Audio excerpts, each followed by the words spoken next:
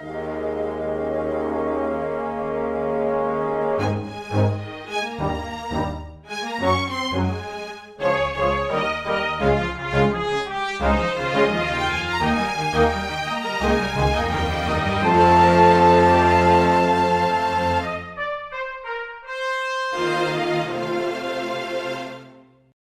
everyone. Welcome to Weekly Manga Recap here on May the 24th of 2026. That's right, we're on Sunday. It's been a while since we have done that. It's been a while. We when we first started the podcast, we actually did the show on Sundays. Exclusively. And then we eventually decided, no, let's not do that. You know what? I want my Sunday evenings back to do other things. That was the main reason, but also, I mean, like we used to like rely on like leaks and stuff when we were reading chapters, and now we pretty much exclusively follow the official release dates of everything, and so as a result of that, it's not usually a good idea to just like oh, I've read this and I've just got a couple hours to think about it and that's it. Now we kind of like give ourselves a little bit of time to digest. It also lines up with the fact that we've got some Monday and Tuesday releases and stuff. Wednesdays work out really well. But they didn't work out well this week because unfortunately Quinn got sick. You had a headache that, if I recall, you took a nap and it did not work. No, it didn't. I felt worse after the nap. I think this is just my life in education is going to be going forward. Is sometimes you just get weirdly sick for like a day and you're like, I don't quite know what that is, but I've heard stories like that from teachers. Excuse me. Bless you. I've heard stories like that from teachers too. Yeah, where they start talking, they just and they sneeze. Yeah. Hopefully that's nothing. We do have manga to talk about this week, though, and we're going to just be talking about the stuff from last week. Yes. A few hours ago, the chapters in Shonen Jump dropped, but we are going to be leaving those until our usual recording time on Wednesday, and then we should hopefully resume our normal weekly schedule, which it feels like, due to the change to Tuesdays that we did in the last several months, it feels like we haven't managed to stick to Wednesdays for a few weeks at a time in a long while. But we are aiming to get on that course. We're aiming for it. I do think we are also approaching that point of middle-aged where like it's a consistent schedule. How the hell do you do that? Like everything's all up in the air. So, none of us even have kids, and like we're still the. Shh, they don't need to know that. Maybe we just don't ever bring them up, or the fact they don't exist. People will think like obviously the kids. We have them. We just hate them. You just refuse to acknowledge them publicly in any way, shape, or form. We'll gush about our cats, but I was going to, but Professor Peanuts, right before we started recording, just headbutted my arm for like 5 minutes straight as I was like getting websites up, and I was like, this is not helping, because I would get a website up and then he would headbutt my hand as I clicked over the X. So he would just close my websites. It was very inconvenient. Sometimes cats do that because they're trouble and they need a better environment, but some cats are just jerks. He just wanted head pats in that exact moment, and I'm like, I'm sorry, this is not a head petting moment, unfortunately. But I do believe he finds the times when I least have control of my hands to be the times when he most wants attention. But I'm pretty sure that another story that is not head patting times 4, but we'll probably get head pats eventually, would be Ichi the Witch. Ichi the Witch 82nd Hunt Successors, which gives us a full-page color spread of all the magic keepers, and I'm very confused by the scale at work with these people. Chun looks tiny, scrunched over there in the corner. Minakata looks no bigger than any of the other magic keepers. It's very weird. But this gives us a look at all their color schemes, and also all their weapons are on display in this one. Chun, we haven't actually learned what his weapon is. It looks like some kind of club. So. Yes, and I do appreciate the neon green hair and shoals for the one guy. That's cool. For Higurashi. Yeah. Higurashi? All right. It's the most prominent thing is that is this massive green-soled shoe coming at you there. With like the almost knee-high level sort of like boot cover over top of it. It's an interesting look. It's a style for sure. Because it's not part of the boot, clearly, because it fits over it. Yeah. Anyway, The ribbon candy is, of course, been revealed as the traitor. She's got her magic gun thing, and we get an explanation of what the family's proprietary magic is. Muscat, which is inherited by all the ribbon candy witches. And this is the most American witch thing ever. Like every time that they come of age, they get a gun. They're given an honorary gun when they turn of age, which, based on the images here, seems to be maybe 10-ish. I love the fact that the magic is just a bunch of gun barrels wearing a cute dress. Yeah. It's just, who do you think is a better mascot? The gun magic or the gun devil? I feel like if you want to like put it on cereal boxes and stuff, then it's gonna be the magic. If you want a better representation of like what it actually is, then it's gonna be the gun devil. If you want to sell it to children, it's got to be the magic. If you want Nick to wear it on a T-shirt, it's got to be the devil. Well, there's that. Yes. Yeah. That's the two dichotomies I believe marketing works in. They're like, look, are children buying this, or does Nick need this on a T-shirt? That's our two. Right. That's the two genders. I'm a huge demographic, considering that I very rarely buy T-shirts. So I just use the same ones I have until they completely fade and are decaying off my body.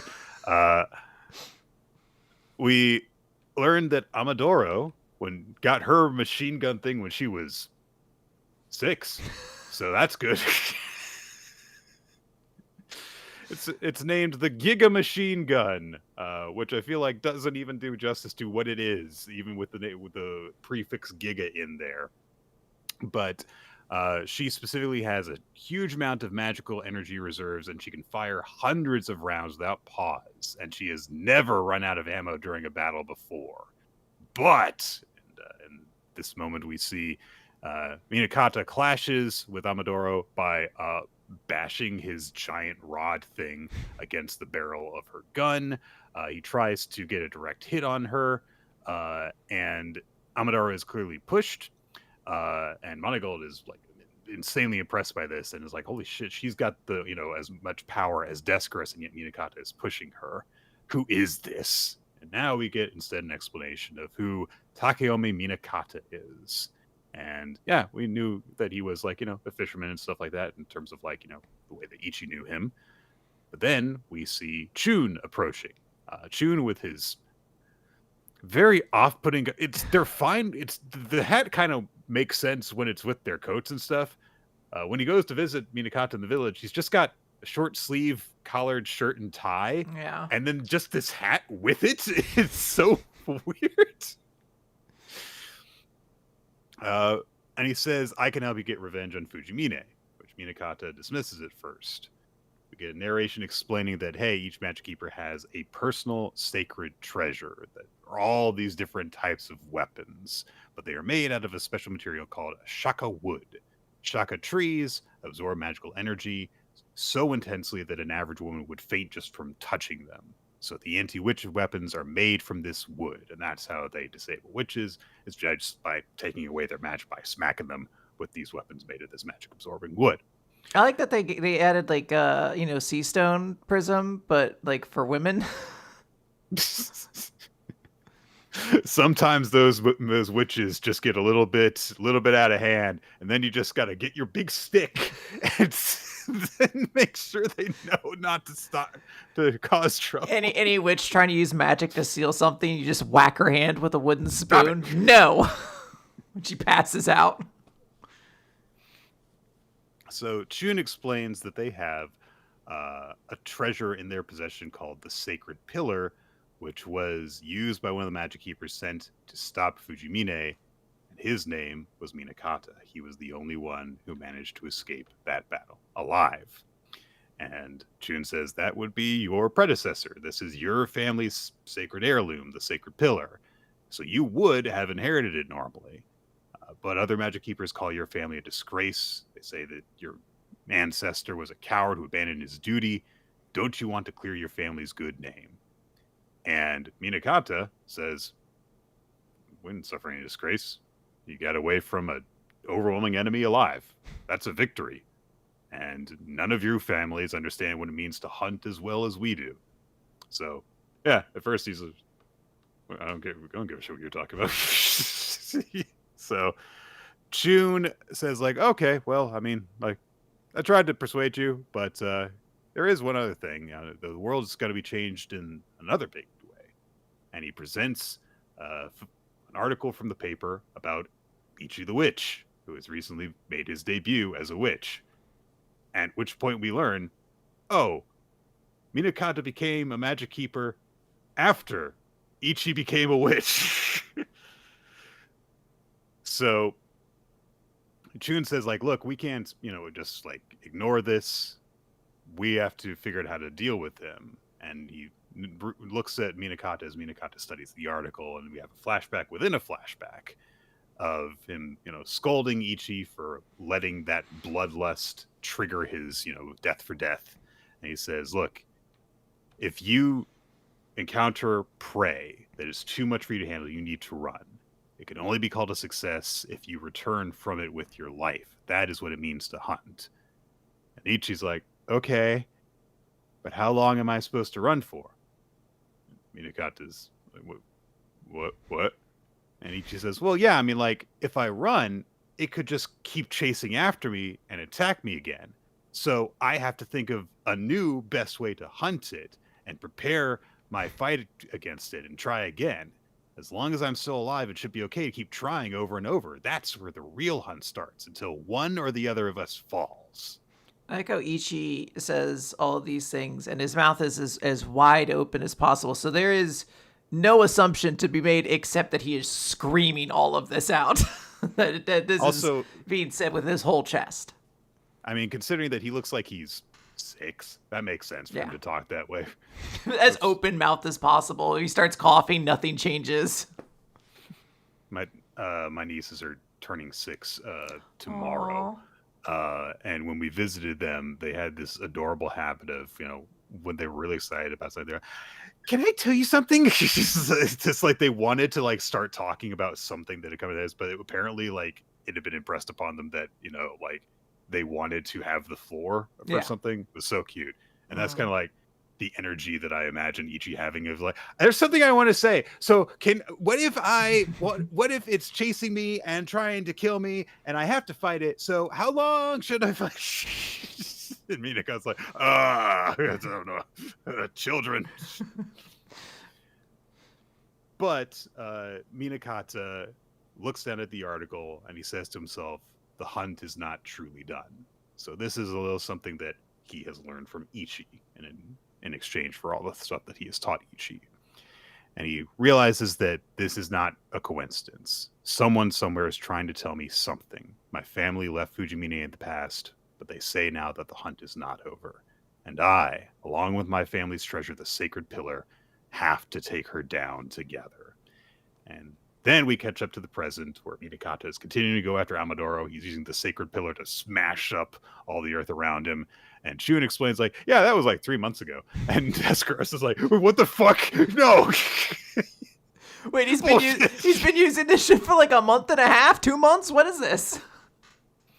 And Shun explains that a Magic Keeper's compatibility with his weapon changes much from the weapon's power to how long it takes to master it. All I can say is that's the Minakata blood for you. You rarely see so compatible a pair. He is, so to speak, the ultimate rookie Magic Keeper, Minakata. Get his trading card now.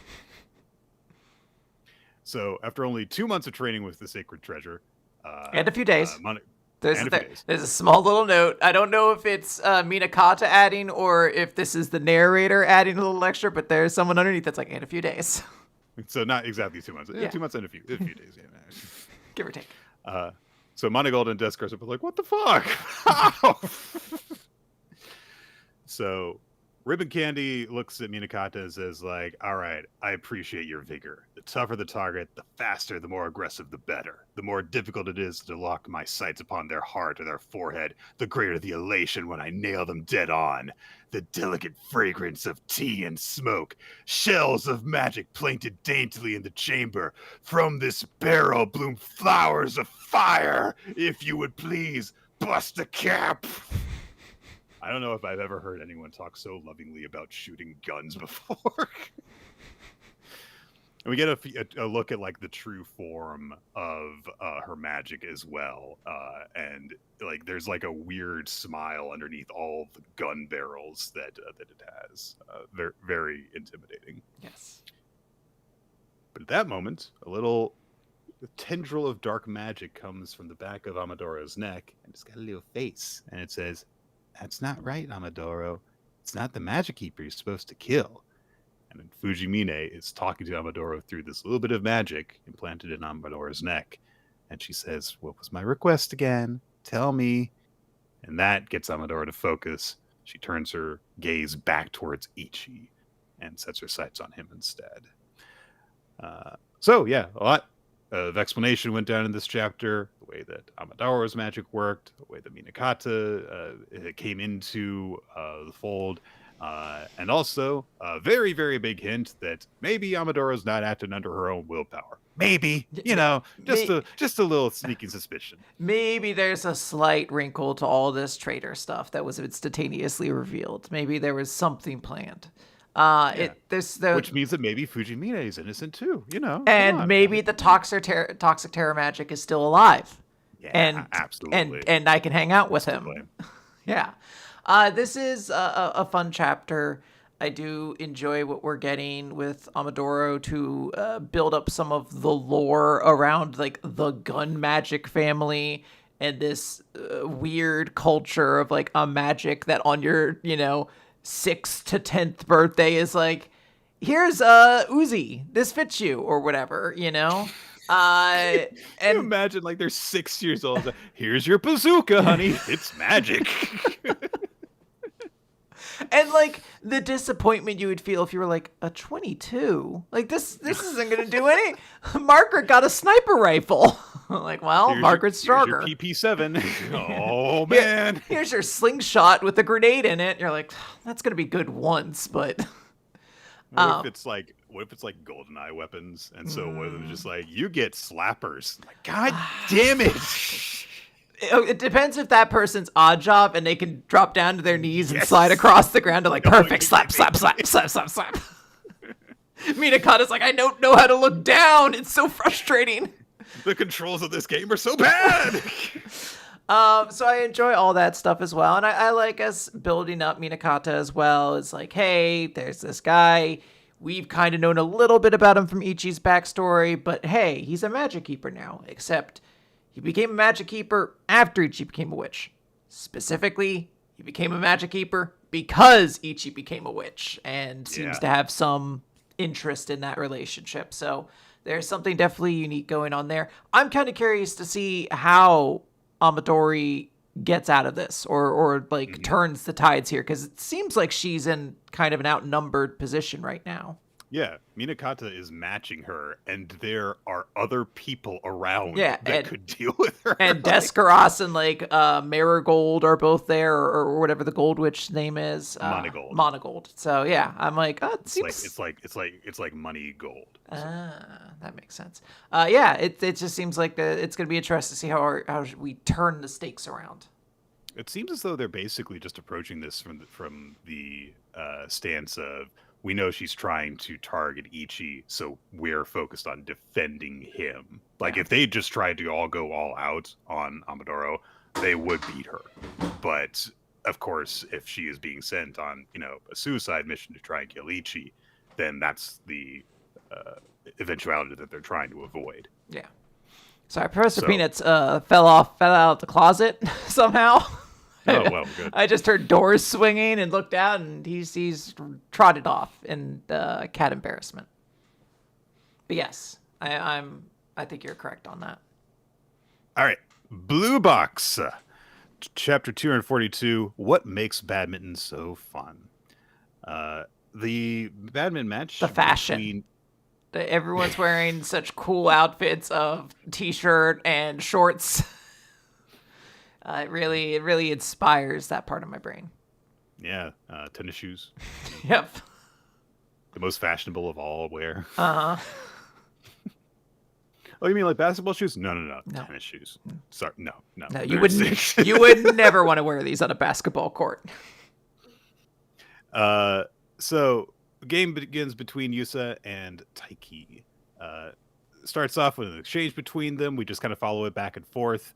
And Yusa is able to, when Taiki loses his balance, just swipe the ball into a spike over the net and take the lead to begin with. As this goes on, we get some people in the stand analyzing like, hey, Yusa's really, really good. His attack is top tier. His placement's never off. His defense is nearly impenetrable. His player stats are maxed out. He is superhuman.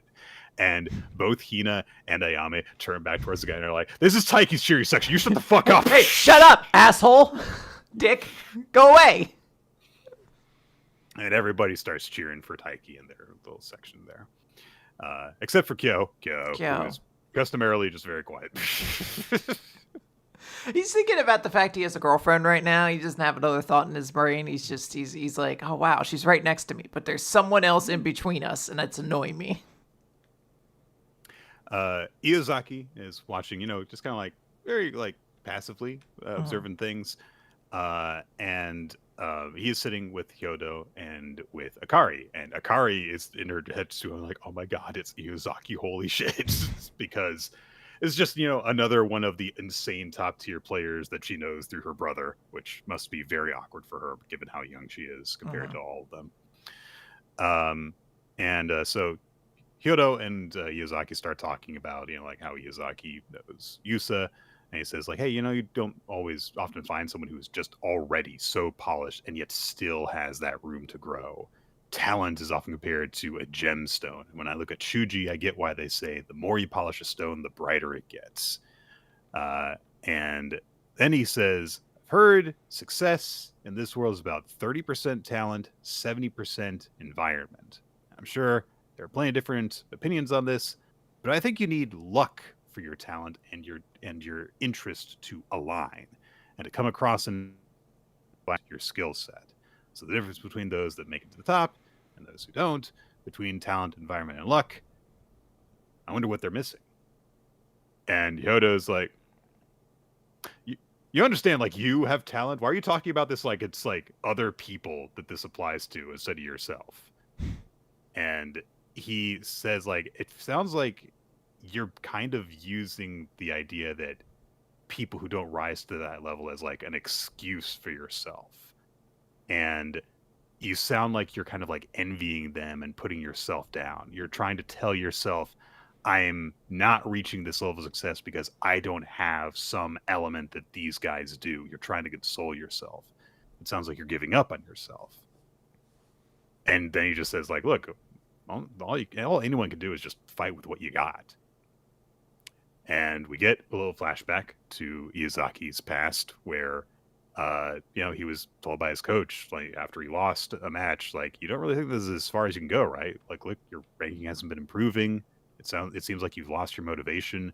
Are you sure you should be coaching high schoolers instead of focusing on yourself? So it seems like this is a recent thing that has happened to him, because if the guy's talking about high schoolers, like, this must be happening to him in university at this time. So then his coach challenged him, like, you think it's going to just be easier on yourself if you just give up, don't you? So, now it's all coming together. Taiki should stop focusing on having a girlfriend because people can't have things that they want because I can't have things that I want. That's how things are for people. Honestly, it makes a lot of sense if you're like, oh, the reason he's so crappy towards Taiki is because Taiki has the life he wants to have. You're like, oh, yeah, that tracks. Yeah, 100%. This is the most believable antagonist baby in manga right now. Oh, Taiki gets to improve steadily and be happy with where he is in Batman while continuing to grow, and also he has a social life that he's happy with. Clearly, there's something he's doing wrong. Yeah, he must be making a mistake, because if I'm doing all this and I don't get to have that, he shouldn't either. I hold my pillow and cry every night, so clearly I'm the one who is living his life the best way. Clearly I'm winning at life. Honestly, though, a very believable thing. I feel like if anyone out there has had any like kind of thing where they feel like they don't know what's going wrong, I'm sure you can relate to this in some way or another. At that moment, we get more peanut gallery arriving because Karen shows up and oh gosh, I forgot. Yumi- Yumika shows up with Yumika. her boyfriend. Yep. And Joker from Persona 5. Every time I see him, it's all I see. Yumika's boyfriend, yes. I love how much screen time this dude gets. It's never, important. He doesn't do anything, but this dude just He's just keeps there. showing up, and I'm like, what a nice touch to consistently show that this guy is still involved in Yumika's life. He's involved for everything she shows up for, basically. Yeah. Like, hey, babe, where are we going today? Well, my best friend's boyfriend is at his badminton tournament thing, and I want. Yeah, okay, good. Yeah, okay, we'll sure. go to that, sure. More sports, great. Okay, cool, awesome. Also, Yumika's got like some sort of like scenery photo on her shirt. She's like the only one with a design on her shirt in this entire arena right now. But Yumika realizes, of course, that Taiki's fallen behind this guy already. He's down 5-2 in the first set. And Karen explains, like, yeah, this is the guy that he's playing against is the favorite to win. And Yumika sees this, and then she just like immediately is into it. She just starts shouting at Taiki from the stands, "Come on, you chicken nugget!" So weird. And she says, like, "Look, I told you, you can't just say there's always someone better as an excuse. Show me that there's still hope. Show me it's not a given that one person will stay on top, and that for folks like us, as long as we don't give up, we can go anywhere." So big old shonen declaration of like, yeah, come on. Taiki continues to battle against Yusa, but mostly we just kind of like see exchanges of them hitting the shuttlecock back and forth, and then cut back to the crowd of people's reactions and everything. But Yusa, we see, is like he's getting really, really excited about this. He's actually got a happy look on his face as the exchange continues, and he's like, the rally just keeps going. He keeps on hitting it right back to the same spot. Winning that rally is what makes badminton so fun, and unfortunately, he is winning. He is maintaining a 3-point lead as the set continues. And we end the chapter on the note of Haruto looking down at the court and just thinking to himself, that jerk Shuji, he's still smiling. Yeah, this is a good chapter. This match is one I'm excited to see kind of play out. I like everyone's thoughts coming in here. This is an interesting chapter, though, because I don't know how you make someone seem more interesting as like an antagonist in a sports matchup for Taiki than Yusa. Yeah. And I suppose that no matter how this ends, they both go to nationals, they could rematch there, you get the same result, the opposite result, something like that. But at the same time, I'm also like sitting here and like we see the guy in college whose name I'm blanking on. But after he talks about like, oh, I can't have this, that's why I hate Taiki. That's not what he says, but that's what obviously is going on. I sit there and I'm like, is Taiki going to have to face him in a match at some point? And maybe this... Well, the only way that would really happen outside of a casual match would be if we keep on following Taiki into college. Yeah, so I'm curious if there's anything they're trying to set up there, or if maybe this match is symbolic of basically everyone's watching, having their viewpoint either like reaffirmed or shattered in some way. I'm kind of curious to see how it goes for all these side characters. Yep. All right. Well, I know we've had a couple of good chapters in a row, Quinn, but don't get used to it. Boruto 2 Blue Vortex, Chapter 34, Used to It, which features Code on the front cover. Finally. Oh, thank God. Let's go, Code. Da, da, da, da, da. He can't clap because he lost one of his arms, of course. He did. He could, but it would go. Ow, ow, ow, ow. Boruto, who can't make a non-stoic expression anymore, looks down at the thorn bulb that they got from Mamushi, and Kawaki says, "Rot away? What do you mean the thorn bulb rotting away?" And Boruto says, "It's exactly as I said. If you don't do anything, they'll rot within minutes." And the one turned into a tree. Sorry, I had Conquest of the Longbow flashbacks. All of a sudden. Okay.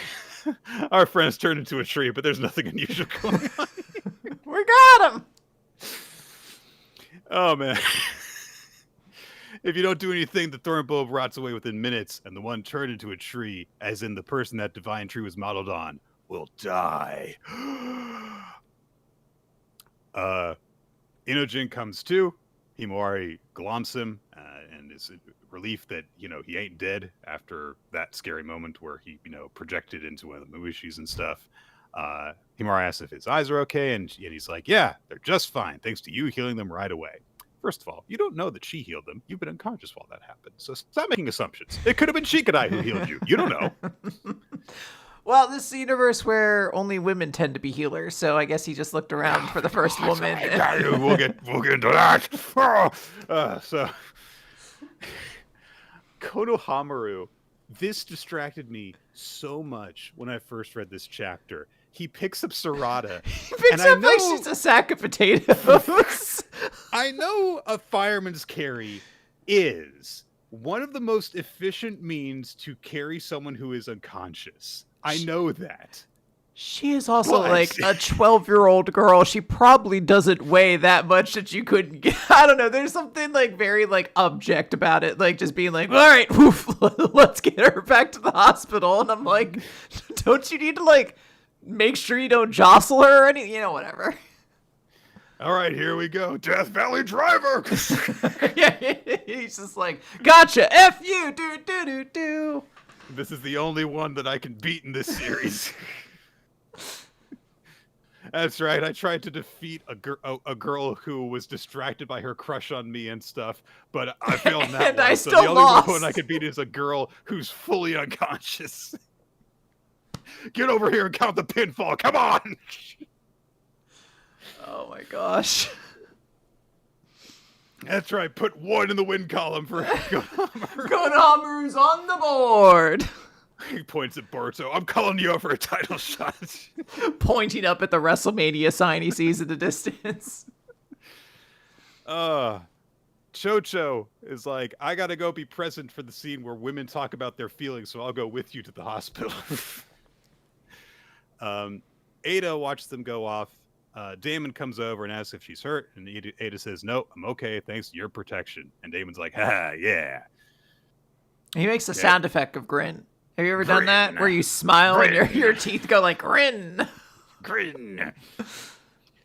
Kawaki and Boruto are still talking, so Ada looks at them for a second. Then one of the Kashinkoji frogs hops over and says, well, Ko didn't show up. I thought he might take advantage of the chaos of the battle, but he didn't. Boruto observes was the divine trees of claw marks all over them, so I'm sure that he's had his ear to the ground this whole time. Which means, of course, that he knows that Momoshi is dead, and so the frog warns him, remember, he's going to try and kill you. So Kashinkoji says, if you try to go to Bug alone with the thorn bulb, Code will show up and try to kill you. You won't have backup. He won't let the chance slip away. Okay? All right. So, yeah. So Boruto says, like, well, what happens after that? And the Kashinkoji frog says, well, there are 3 broad outcomes. The first, when he appears, you kill him.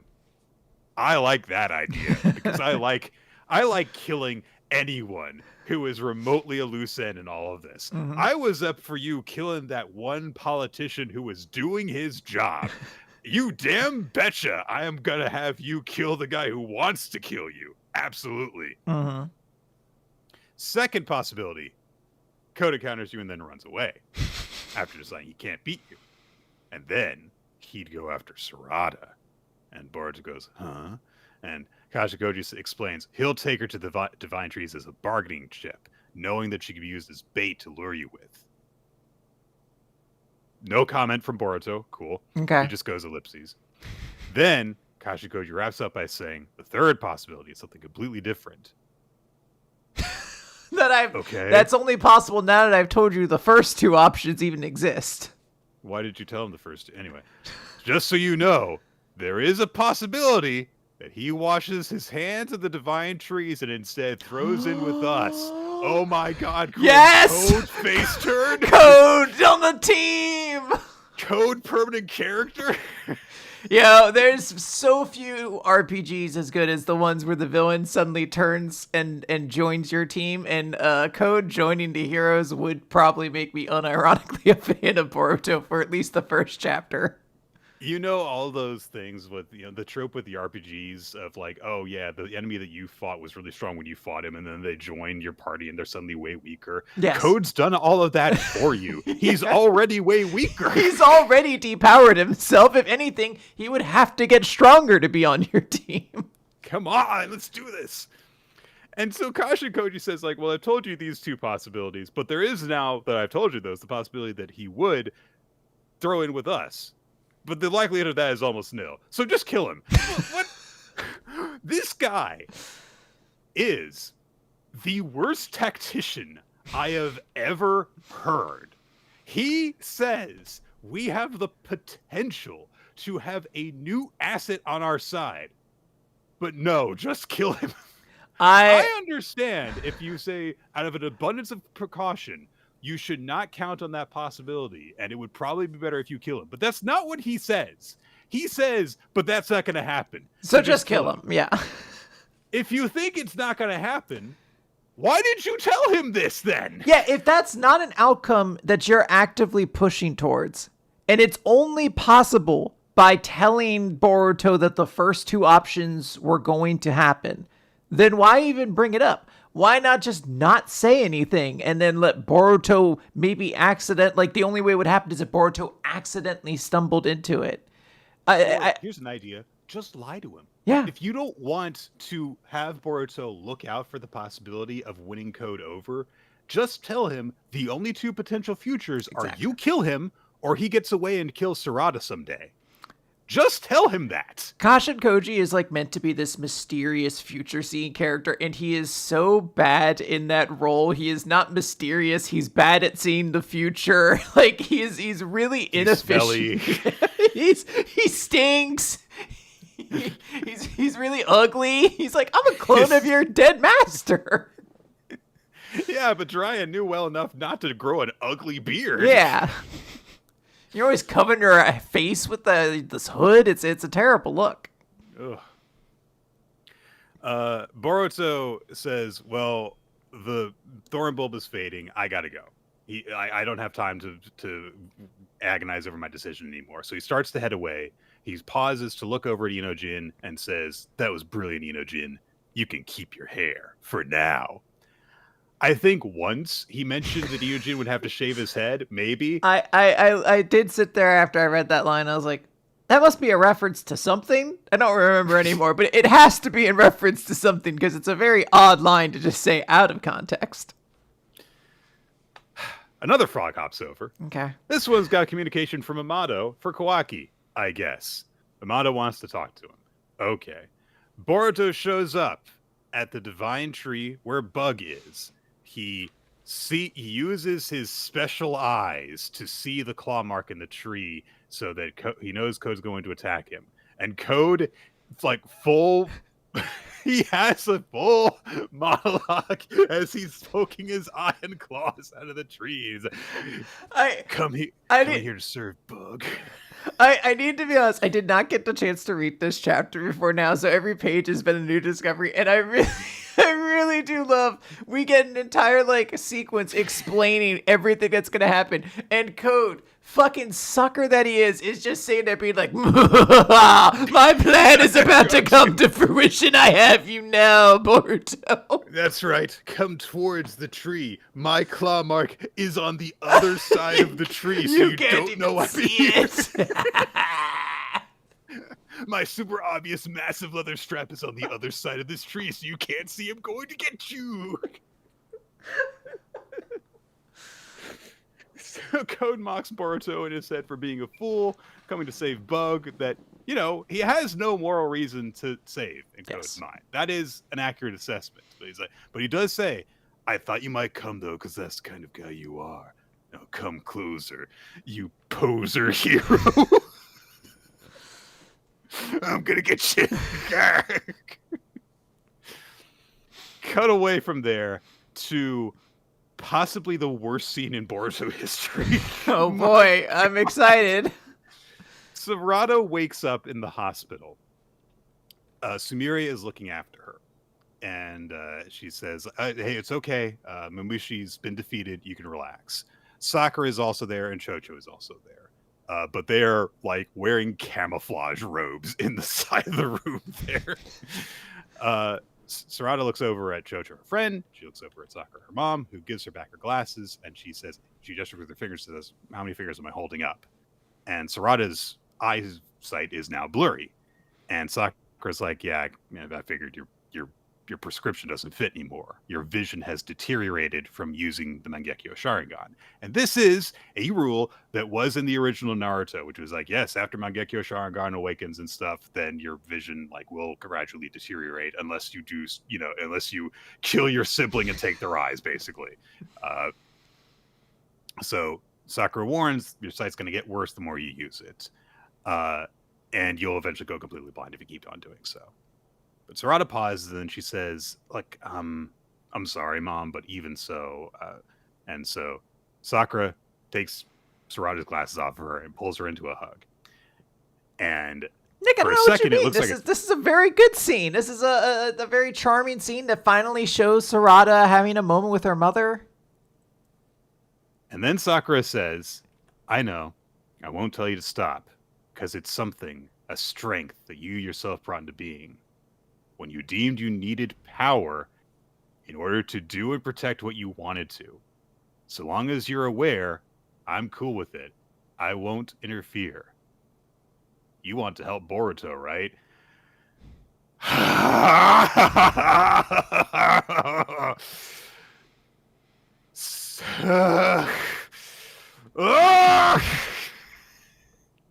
Girls only get superpowers when they want to help men. Don't you know that, Quinn? Come on!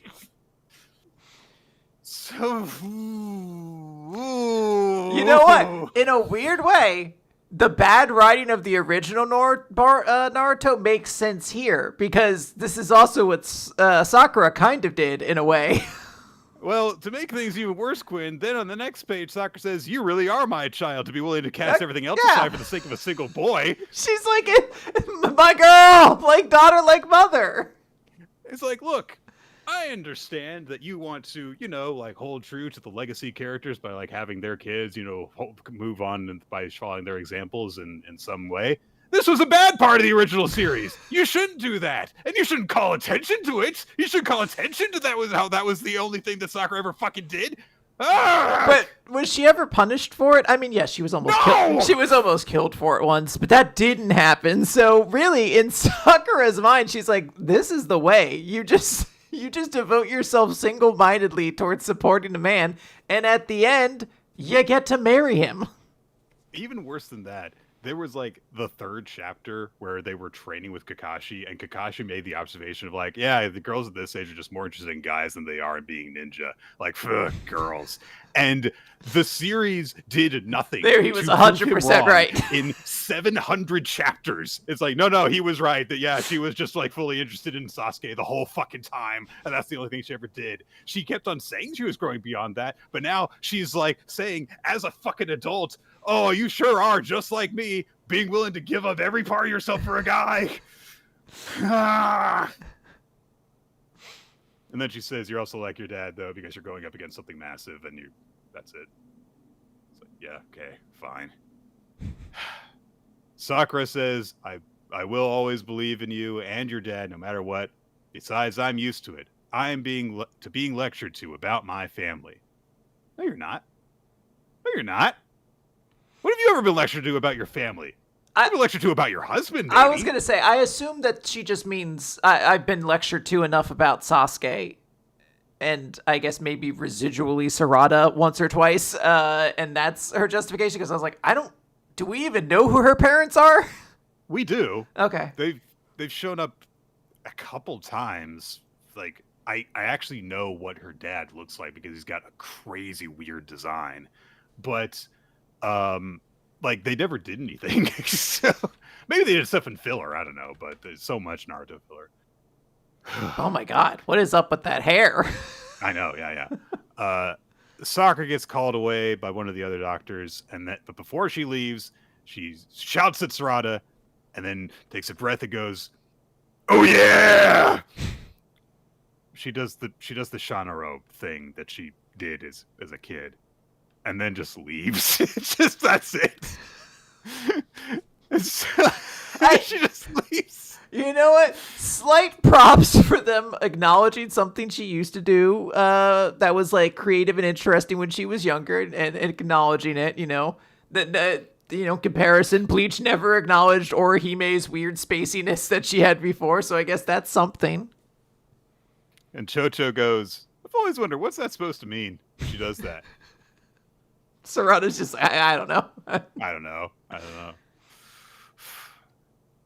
Sakura brushes a tear aside because, of course, she has an emotional reaction to her daughter being in this situation. But Sarada says, "I don't really know what it means, but it really fires me up." So that's why Sakura did the Shanaro thing, because she used it to fire herself up. She wanted to fire her daughter up.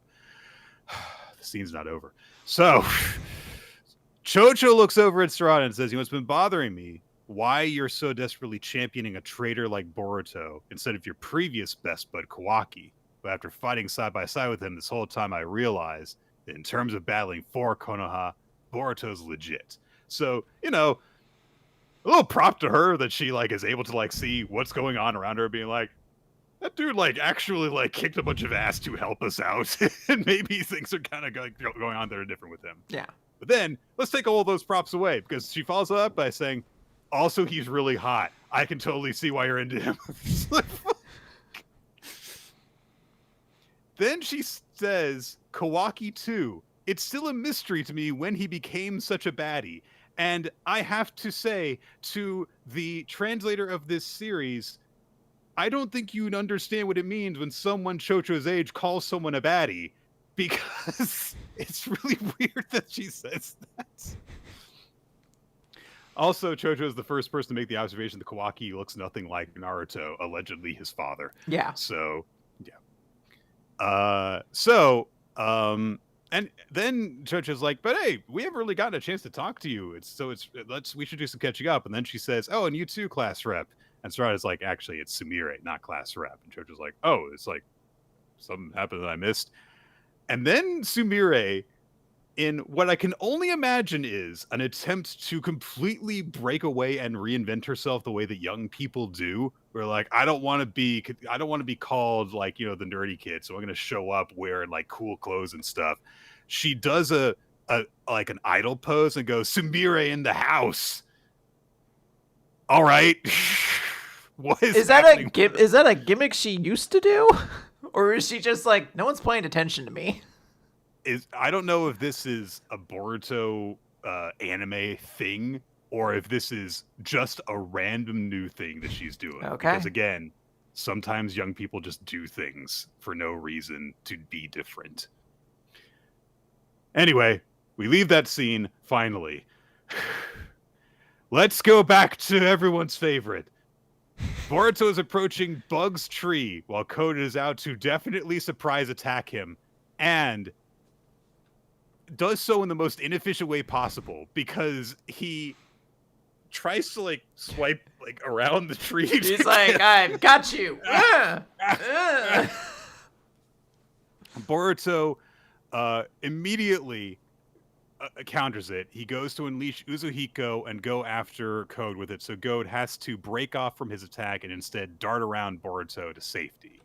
So he's like, "God damn it, you anticipated my ambush and you had a counter prepared." And Boruto is very dismissive. I always forget he looks like a fucking nerdy vampire sometimes. Don't you talk about Code that way. Don't you talk about the greatest hero of our time that way. Boruto says to him, "Oh, it's good to see you looking well, but an ambush seems awfully passive, Code." I mean, he attacked you. What do you want? Whatever. So Boruto's like, "Come on, come at me." And Code says, "Shut up, you fake. Only an idiot'd fall for that." And then Boruto says, "Then what's your grand plan, eh? How do you intend to kill me if you're so scared?" So Code says, "You'll see soon enough." And he reveals that on his stump, he's got a bunch of spikies. Ooh. Oh no. He's got a spike hand thing now. He saw that episode of Justice League Unlimited where Aquaman lost his hand and he had to put a hook onto it. And he's like, you know what his weakness was? He didn't have enough hooks on his hand. His hand would send so much stronger if he put like 6 hooks on it. And then he just disappears. He goes through a claw mark and vanished. And so Boruto goes, he ran off. That taunting was a bit excessive. Were you trying to win him over the way Kashikoji said you couldn't? If so, I don't think calling someone a little bitch is going to do it, man. Like, ugh. Anyway, Boruto looks down at the thorn bulb and just kind of like stares at it as it disintegrates. Like, dude, you can instantaneously teleport anywhere in the world, and the tree is 30 feet over there. Just run over to it. But no, the thorn bulb disintegrates, and like smoke comes out of Bug's body that's in the tree. Like his spirit is like disintegrating, basically. And so Boruto goes, "Sorry, old man, I was too slow." You stood there I was talking gonna say, to Code and taunting him. You could have just, while you were in front of the tree after he dodged Uzuhiko, just gone, because we've seen them do it. They just go and stab the thorn bulb into the tree, and that's all they need to do. And then you could have turned and gone, "You suck, Code." Yeah, I mean, this definitely feels something where Boruto just didn't really want to save Bug. Like, he's saying there, like, "Sorry, old man, I was too slow." Like, I mean, there were a lot of other reasons why this has happened, but yeah, I guess you were too slow, quote unquote. Kashin Koji says, "Don't fret. Remember, he wasn't a good guy," which I feel like, on one hand, is very unfair to say because you didn't know who this old man even fucking was. I don't think they ever crossed paths ever. But on the other hand, it's Kashin Koji saying it, and he would say that about fucking anyone. Yeah. Let's be real. Boruto, you shouldn't feel bad about Hinata dying. She was kind of shitty as a housewife. Remember all those times she burned dinner? She was my mom. She cared for me and raised me. Let her die, Boruto. Let her die. Remember that time that she didn't help out during that test you were having? She just kind of like stood there and stuff because women can't do anything in this world. Oh my god. That's it. That's Boruto. I fucking hate this chapter so goddamn much because it doubles down on one of the worst aspects of the original series and it's just like, yep, that's how women be. So yeah, well, Mick, maybe we turn this around a little bit by talking about Dandadan, chapter 234. Let's cut this hair. So last time, Seal Boy used Aqua Jet, which is a priority move. It gets to go first, knocked all the other characters on their butts. And he's still just doing it. He runs around, shoots around, hits Okarun again. Ira tries to grab him, and her hair gets cut by the Black Barber Guild. And this character has, as mentioned before, long scissor swords that he uses to cut Ira's hair. Interesting. It's like he is specifically designed to go after Ira. It's crazy. Yeah. And she is basically like, "Hey, I'd love it if you stopped cutting my hair and doing what you're doing for one moment." And he says, "Nope, despite appearances, I am very tense." So they are having like a whole fight on the other side while Okarun is now left to just get pummeled by all the melted face butler guys with their like hockey sticks and clubs and hammers.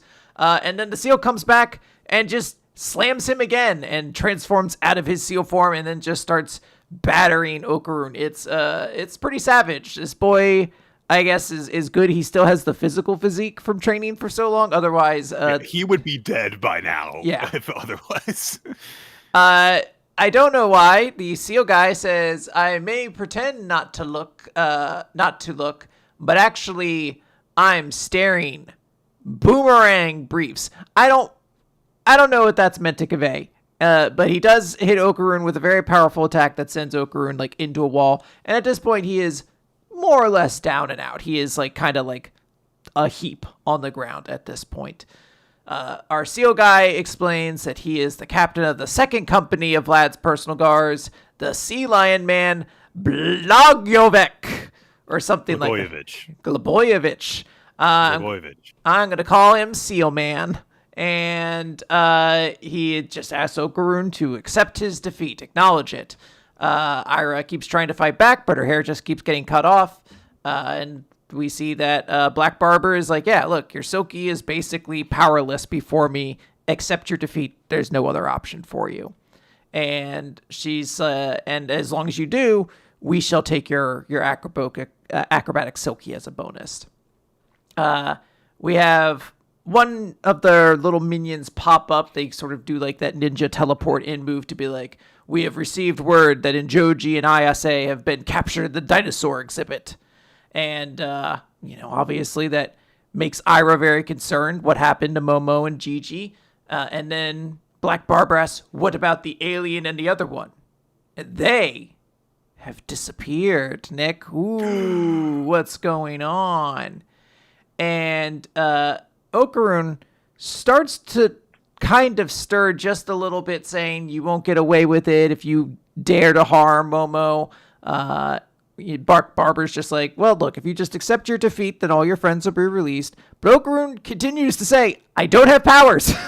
I don't know why you're still doing this. I haven't used them to defend myself, so why are you doing that? But we see that Black Barber, he doesn't care. This is why he hates the lower classes, and he commands Sea Lion Man to subject them to torture.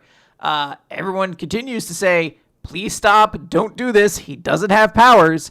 But then another figure approaches who says, why is it so slippery here?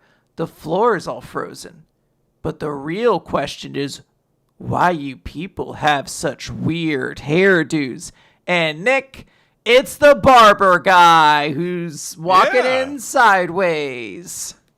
So, seemingly, this person is not a threat to our heroes. And I wonder if this is, one of the people in like Turbo Granny's network that has gotten brought in some capacity. It seems as though when we see Vimola, that she might also have a new hairstyle when she shows up again. Oh man, I hope it's a good one. Her and Kita both could definitely get done dirty by these designs, depending on what hairstyle they get. Given the way this guy's hair looks, absolutely yes. Yeah. I think the action in this chapter is really, really good. I do find right now, I'm hoping there's like a wrinkle or something to the story. Because as it is right now, this feels very similar to the last story we had where Shiratori and forgetting the singer girl's name, but like they got beat. Rin. Yeah, Rin, and then had someone new show up. That someone new dealt with the antagonist for them and then kind of gathered them together. And I'm kind of hoping there's something to shake that up to some degree in this arc, but we shall see. Yeah, it seems as though there is a very weird, like, multiple parties thing going on here. I will note that the barber guy, his name is Gilles de Rais. It's he's named after a French knight from a long time ago. So nice. So Gilles de Rais, if we want to try to remember his stupid name. So we shall see. Because I was looking at it, and I was like, Gilles de Rais. I am also curious about the little detail that they're like, both the other two have been dealt with in the dinosaur exhibit, because we didn't see that part of it. Yeah. We saw Gigi get snatched up by a dinosaur, but like the rest of it was just, here's a bunch of dinosaurs running around. So I'm curious. We didn't see Momo get snatched up at all. No. Yeah, curious to see what's going on there. All right, Nick. Well, thankfully, that series has all of its romance handled in a perfectly acceptable way. Let's move on to another series where everyone is romantically heading in the right direction. Yeah, there'll be Hima-Ten, chapter 9. Oh, no, we had to skip this one then. Oh. No, I'm kidding. We had to skip this one. If everyone's got their things, we had to skip this one. Hima 90, yes. Yeah. What it meant until now. So, yeah, last time Honoka gave Iamori a letter, but don't you open it yet. Don't open it until then. So Iamori's looking at it, wondering if it is a love letter, and then wondering, like, because, at one point Honoka did tell him that she had a crush on someone, and is like, I wonder if that meant that she was talking about me. But he's like, I can't read it, though, until the day before the school trip. Oh, and that's also my last day as Yoshino's house cleaner. Oh, man, all these arbitrary deadlines that we're setting on each other. But he concludes, even if it is a love letter, I wouldn't be able to actually tell her I like her back yet, because I can't tell Kanai my feelings. All I'd be able to do is accept hers. So what I should be figuring out right now is how I feel about Yoshino. Since my feelings go beyond what a house cleaner should have, I need to figure out whether that's romantic love, and if not, what is Yoshino to me? We cover to Himari. She is reflecting on how they got into the situation too. We get a flashback to the conversation that she had in Honoka, getting more details, because we could have just seen this whole conversation in one go, but nope, we're gonna get sprinkled in over the course of 7 chapters, I guess. So Honoka had told Himari that she planned on telling Iamori that she has feelings for him soon, and then said, that's why I want to make a pact with you. I think I'm the one who liked him first, but I also know that your relationship and bond with Iamori is stronger than mine. Don't say that. That seems weird. Don't do that. Don't make that concession. That sounds like you are already giving up. Yes. So she says, until this is completely over, for both our sakes, let's agree not to defer to each other. And Himari's like, okay. There are some things that I think that culturally Japan has on top of us that are generally better in terms of the way that they, impart certain values to their youth, and especially in terms of hey, we're going to do these school festival events and stuff, so that people learn to work together and organize and not rely on someone else to do things for them and stuff, but actually learn all these different values and stuff, clean up after themselves and everything, and that's all good. I don't know what it is about, the culture that we see in manga, if nothing else, that has people act like this, where they're like, I'll be very polite about how I am in romance. You have to be very considerate. It's, I'll deny my own feelings, which is a very healthy thing to do in order to not hurt anyone else. Oh. So Himari thinks to herself in the present, Iamori and Honoka have liked each other this whole time, and only I know that. But I also know my chances aren't 0, so should I just give up on him? But after he quits being my house cleaner, if they start going out, what does that prove? That me hiring him just got in the way of them getting together? Am I okay with that? Which is probably the healthiest thought she's had about this whole thing the whole time. Just it would be bad if I just looked at everything that I've got and all these feelings I've had and just been oh, I was just an obstacle for these two people to get together. That is a good way to approach no, I should not let myself think that way. Yes. And if you use that to drive yourself to action, great, do that. Fine. Himari reflects on, just a happy memory that she had with Iamori of coming out from working and then being hey, it's almost time for dinner, and her being really happy about it. And Himari concludes, yeah, the time that I spent with Iamori has to mean more than that. So, okay. Iamori is off by himself again. He's at a bench, and Iamori's I wonder if she knows where the park near my house is. So, yeah, it turns out they want to meet up. Himari wants to meet up with Iamori along with Tsubone to go over that viral photo thing, which honestly felt like an eternity ago at this point. There's been so much that has been happening in the last several chapters.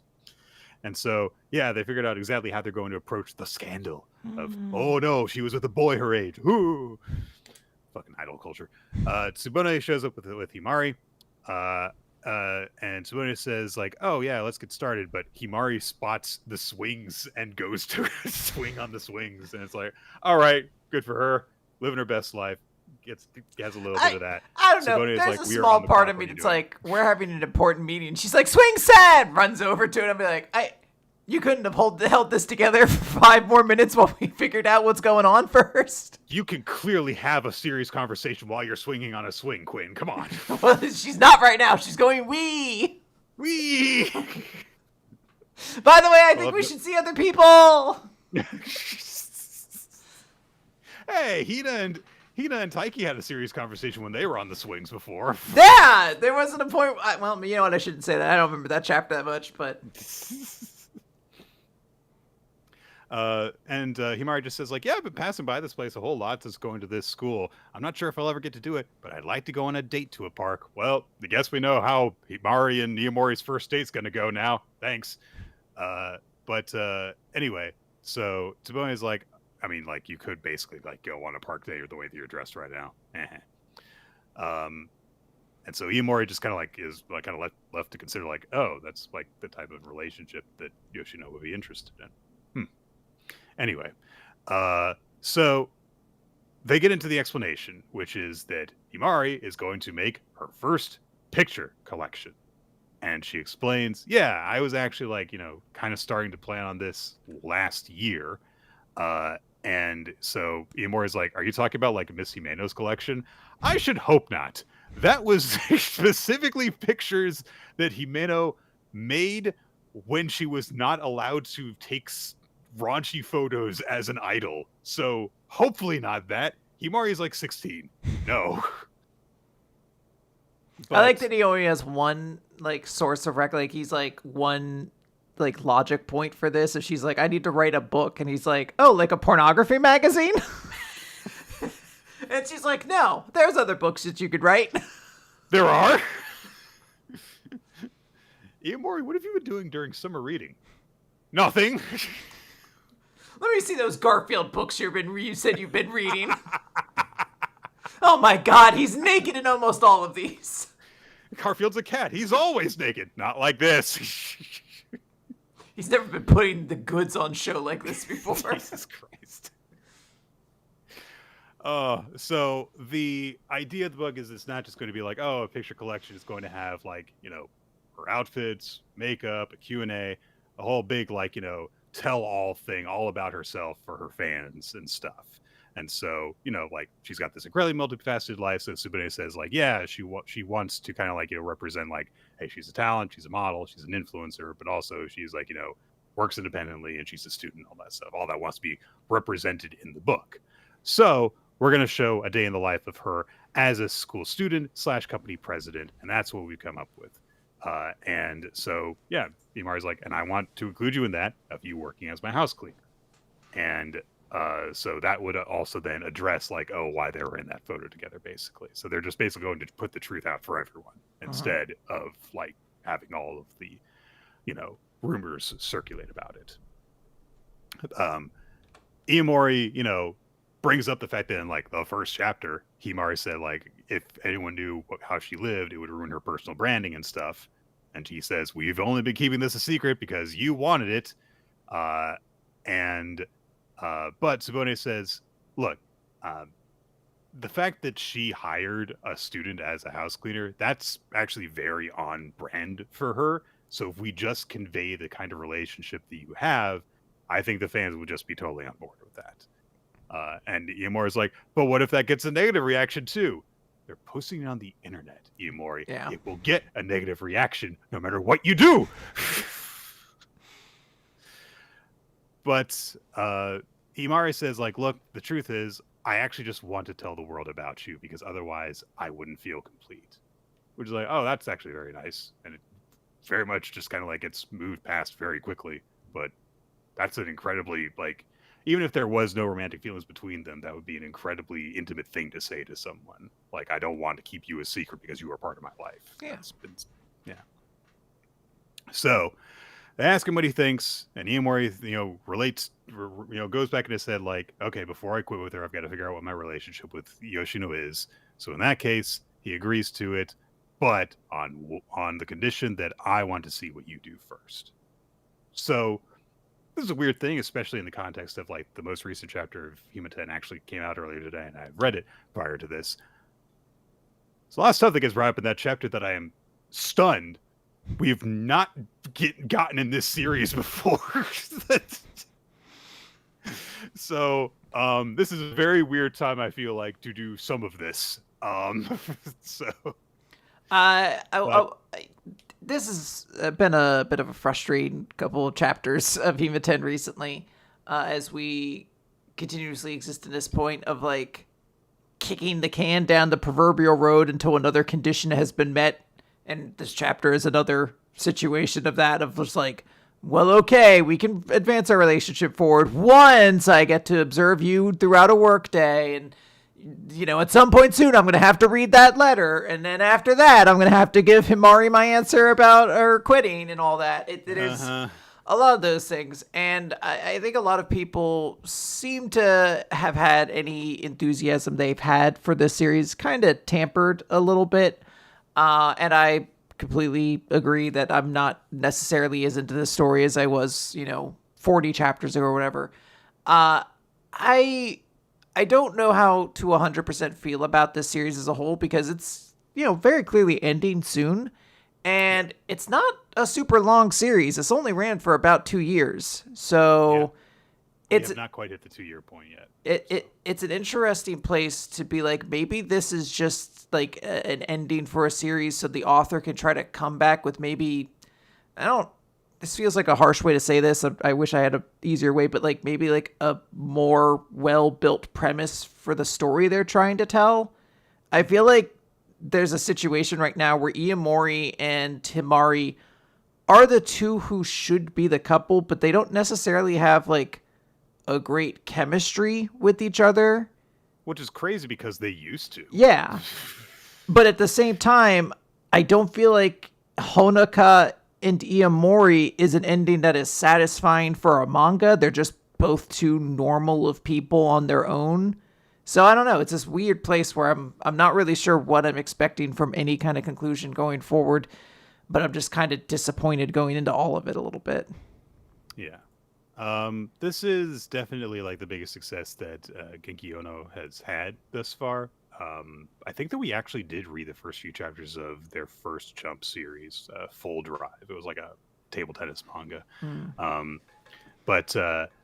I kind of see where you're coming from with it. It feels as though this is a thing where like, hey, there's some good things that, there were about Hima-Ten, but it feels like at a certain point there was kind of a lot of smoke and mirrors being thrown up to hide there not being a fully fleshed out structure to things. And I feel like as we've gone along and the series has gotten stretched thinner and thinner, that started to show a little bit more. I don't think this is a bad series by any stretch of the imagination, but it's not foundationally strong enough to support a longer story than it feels like we're going to get, unfortunately. But anyway, let's talk about Kinato's Magic, Chapter 15. God. I'm the Chief. So we start things off with Karyu trying to hide the fact that she just had a healing orgasm from Kinato's Magic. Can't say that, Nick. I can't call the episode that. Well, don't call it that then. Just because it was the best line I've had so far doesn't mean you have to call it that.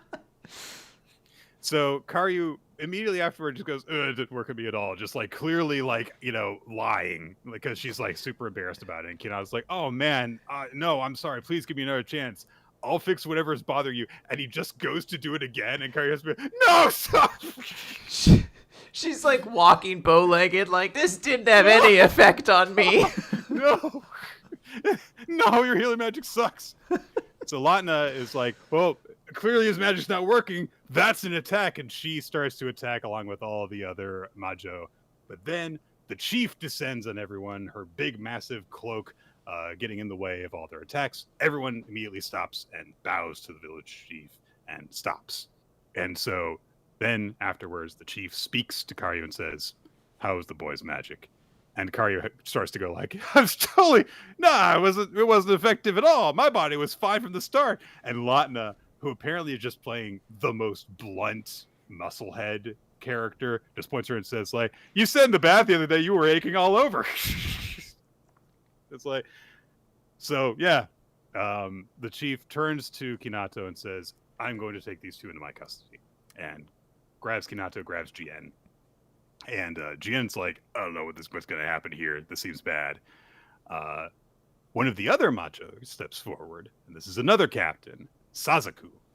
And at this point, I started looking at their names because Sazaku is very close to Suzaku, and there's directional names between the captains, of course. Because I was like, does this have to do with like the Guardian Winds thing and stuff? Because her name's kind of similar, but I couldn't find any way for Latna to fit that at all, because it's like Byako, Genbu, and was it Seiryu and Suzaku. So Latna doesn't fit any of those at all. Karyu kind of sounds a bit like Suirin, I guess, but there's no, or Seiryu, sorry. But there's no way that Latna can fit it. So I was like, I guess it's not. Anyway, so Sasuke says, "Look, we can't be tolerant with outsiders. This one of them's an invader. We need to have them punished. And if the chief does not lead by example, it will damage our pride as the Majo." But Karyu and Latna are both immediately like, "Nope, we followed the chief's orders." And they get on either side of her and are like, "If you disobey her, then we're going to shut you up." So clearly there is like a disagreement simmering between the different factions of the Majo at this point. The chief says, "We cannot be discourteous to guests. Those insolent men who have entered the Majo village without permission, one of the members of the Council of 12 has personally come and bowed his head to request a favor. Being rude to someone like that is the type of thing that would damage our pride as Majo. Don't you agree, Sasuke?" And so at that point, that causes the dispute to be shelved for now. So the chief takes Jin and Kinato down into this room deep in the bowels of the Majo fortress. There is a big, huge iron door that she takes them through, and there's a whole bunch of books inside the room. It's not really a jail cell, it's a personal study. And so now the village chief reintroduces herself, casts off her cloak, and reveals that she is a very small girl named Tarasu. A very small girl with insane abs. Like, this is Finn Balor build on her. Her name is Tarasu. Oh, yeah, she does. She says, "I give you permission to look upon me, be honored men," which immediately is like, all right, I like you. Jien is just like, "Did you shrink?" Because she was like 3 times as tall when she was wearing the cloak. But she says, "Look, hey, Kinato, the magic you used before, try using a little bit of Ami." And he does so. He just puts it into her palm, and she reacts to it. And she says, "I see. Your magic is used for the sake of others. The way you wield it is the complete opposite of we Majo, who can only control our own mana. So what do you wish to learn from us?" And he says, "Well, I want to be able to boost my physical skills." And she says, "I don't understand. Why would you use that magic on yourself? Its true power is revealed when used on others. Why would you expose yourself to danger like that?" And Kinato explains, "Well, look, I don't want to regret having this power. Even if it is for the sake of others and using it for others is the right thing to do, I don't want to give up exploring its other possibilities." And Tarasu asks, "Even if the struggle is futile?" And Kinato says, "Yeah, I'll keep on struggling as much as I have to. I want to protect the place where I belong and everyone around me, and that's why I've come here." And so Tarasu's like, "In that case, you're just like me." So she says, "I'll ask Karyu and Latna to train you." And Kinato is very grateful for that. Karyu and Latna rush in and are like, "Are you serious about this? Are you sure?" And Tarasu clarifies, "I'm going to give you 1 month. If Kinato can learn to use magic to boost your abilities in 1 month, if not, then you're going to live here for the rest of your life and you're going to supply healing magic to us. Because otherwise there's no advantage to us. This is like these are the terms of the deal. Okay? Bye."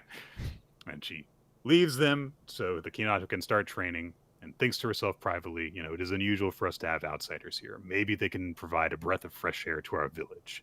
There is no telling when Sasuke and the militant faction might make a move. So civil war is simmering within the Majo. But more importantly," and then she gets really flustered and thinks, "That's the first time I've ever talked to a man." Yeah, it's good stuff. It's good stuff. Yep.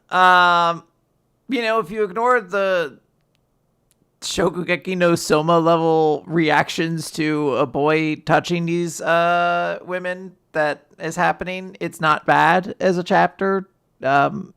It's curious because, again, this series does not seem to have like much longer in its future.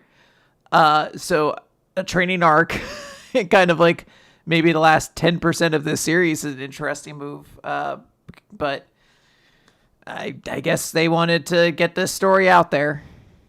If Hima-Ten is ending soon, then maybe Kinato's magic is not getting ended within 20 chapters. I don't know. Maybe. Because I also read the chapter this week. The training arc didn't finish in the first chapter of it, so it seems like we're going to get at least a few more chapters because it's almost assuredly there's going to be some sort of conflict that arises. We started getting allusions to it with Sasuke and a faction having conflict with the main group within the Majo. Yeah. So it seems like that's going to lead to some sort of actual conflict, which will take several chapters to resolve, presumably. So I don't know. I guess we're just going to keep on reading it until the series is over and just see what happens there. I actually, in general, quite like Terasu. I do think that it's definitely like kind of gets the rug yanked under her for her to go, oh my God, I talked to a man for the first time, and have her just be like that kind of character. Because I don't know. I think that there's something that's very admirable about her being this, very young person who's got all this responsibility and stuff, being portrayed as a badass despite how, small she is and stuff. And then like, oh, but a man came by, and it's like, oh, that's disappointing. So, yeah. All right. We'll see. Maybe she gets the chance to kind of redeem it, or maybe he just interacts with less of the women of this culture, so they don't all have this reaction of like nervousness around him, and that can just be Terasu's contrast point instead of. Yes. Yeah. Someone hurts, Nick. Even now. Someone does hurt. Yeah. Chapter 33, proper silly.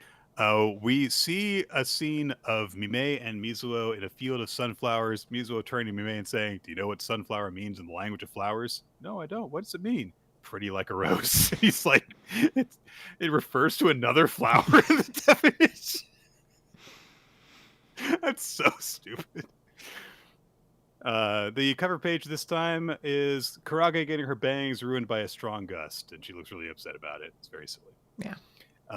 Mizuo and Mimei, we catch up with them immediately after the live event. And of course, we've just been told about the whole rookie round thing that Mimei is qualified for. It's going to be a live broadcast, and only people with 5 or lower points can take part in it. Also, they have to have never made it into the listener quotient. That's why it's the rookie round. So if you're just kind of like having a slow season, if you have been in the rookie quotient before, rather in the listener quotient before, you can't be in the rookie round. I guess that makes sense. This must be a huge fucking podcast, Quinn. This kind of They've got multi-levels. There's different levels to it. It's very compelling and interesting, Nick. Once you advance out of the rookie round, you get to do the mid-tier round, and then there's the Pepsi-sponsored classic, and then after that, then it's the road to WrestleMania begins, and there's the Rumble, so you have to. Then there's the special tournament that's like indoor podcasting, which is the same as normal podcasting, but there's actually not many people who podcast outdoors. They're not very successful at it, but they have a special field for them too eventually. Mimei says like, yeah, I can enter and stuff. It's going to be kind of scary because I've never had to actually like submit stuff over a live broadcast before, like you did with the listener quotient. And Mizuo's like, yeah, you were like obsessed with just sending in one perfect entry until recently because you really fear embarrassment, huh? But it's a little observational, like, hey, Mimei's come a long way in terms of his self-confidence and stuff. Mizuo notes that the prompts nowadays tend to have something to do with the Long Hope's free talk corners. So she asks like, hey, what are you doing the day after tomorrow? If you're not sure what the prompt's going to be, let's do everything summer themed that we can think of. And so as they start to part ways, Mizuo says, day after tomorrow at 10 o'clock, let's go meet at Nachi's Cafe. And Mimei's like, well, what are we going to do? And she just says, you'll get it if you come. And so we immediately cut to the next day. They're meeting at the cafe with Nachi. Nachi is in her car, and she calls over to Kurage and Mr. Boyfriend, which I love that she keeps on doing that. So Mimei is like, why are we getting in the car? Also, I'm not her boyfriend. Where are we going? And Nachi says, well, we're going to this on-site cafe at the Dude Ranch, someone my grandpa knows. And so they're going out there to do some summer stuff, basically. And she's like, yeah, you guys are still on summer break. I'll bet you guys haven't even seen each other since your remedial classes. And Mizuo's like, actually, no, we went to the radio event recently. Also, we did radio exercises together for several days. Also, we dominated the tennis world in the 21st century. He's like, no, we didn't do that. We didn't do that last one, though. And I love Nachi in this chapter so much because she just looks at them and goes, those are dates. You've been going on dates. They're like, no, we're wrong. No, we are. Am I wrong? Yeah, I do love her. Am I? Am I wrong? Oh, God. So they get in the car. As they do so, Mizuo recites a haiku of them getting in the car, and Mimei says, are you doing a hitch haiku? Which is a fucking beautiful pun. Fantastic pun. 10 out of 10 translation right there. But it turns out that what Nachi said may have had a little effect on Mimei, because as they're buckling up, their hands brush each other. He goes, I'm sorry. I feel this moment too well, where he's like, oh, I've slightly brushed against you. The only proper response is to overwhelmingly apologize for this transgression. You're like, dude, she doesn't even know what you're talking about. that interaction was so inconsequential to her. She's like, why are you screaming right now? Oh, boy. Nachi drops a little bit of lore, which she actually won the rookie round several years ago. So, yeah, a little bit of something for her. We just immediately cut to them reaching the petting parlor. They're at a petting farm out in the rural area. Mizuo is in a summer dress that, of course, Nachi has forced her to wear because she loves dressing Mizuo up in cute outfits. And she's like, here, also put on this straw hat so you don't get heat stroke. And then she just goes, I've never seen a creature so cute. And Mimei's like, man, you just like say your thoughts out loud, don't you? Because she's like, here's your hat, and just like shoves a bucket hat onto his head. A black one too, so it's just going to attract more heat to him. Yeah. So Mimei says, hey, do you want any help with the cafe? And Nachi's like, no, you guys go enjoy. Don't you lay your hand on me. I love her. She's so intense. So yeah, the two of them are left, to their own devices. So like, okay, so we got to come, go do stuff that might, have to do with like summer themed prompts for the event. So Mizuo says like, here's my advice. First off, call me master because I'm your master for this training. Secondly, my advice is to take all your feelings that go, what if I embarrass myself, and just throw them away. This is the Mimei shameless strategy. So she just goes like, hey, look, there's a river. Let's go in. And she starts wading in as Mimei starts to go, but I didn't bring a towel. And then he's like, oh, okay. And he wades in after her. And she also splashes him a bit. It's cute. They dry in the sun. And then he starts to say something to her, starts to say her name, and then goes, oh, master. And she's very pleased by this. It's cute, silly. And they go and get some soft serve. They go and they like ride sleds down the hill. Every single time they're doing something, just like, remember, what'll happen if I do this? Just toss that feeling. What if I get hurt? Toss it. What if these goats that we're feeding by my fingers? Toss it. No, do this. Do stuff instead. But you know what? Everyone needs a Mizuo in their life. Mizuo also needs Mimei, though. Like, yes. They need each other to get through life. So this is nice. Then Mizuo points out a sunflower field, and she's like, the ranch gives half off discounts for people who like sunflowers. I think you made that up.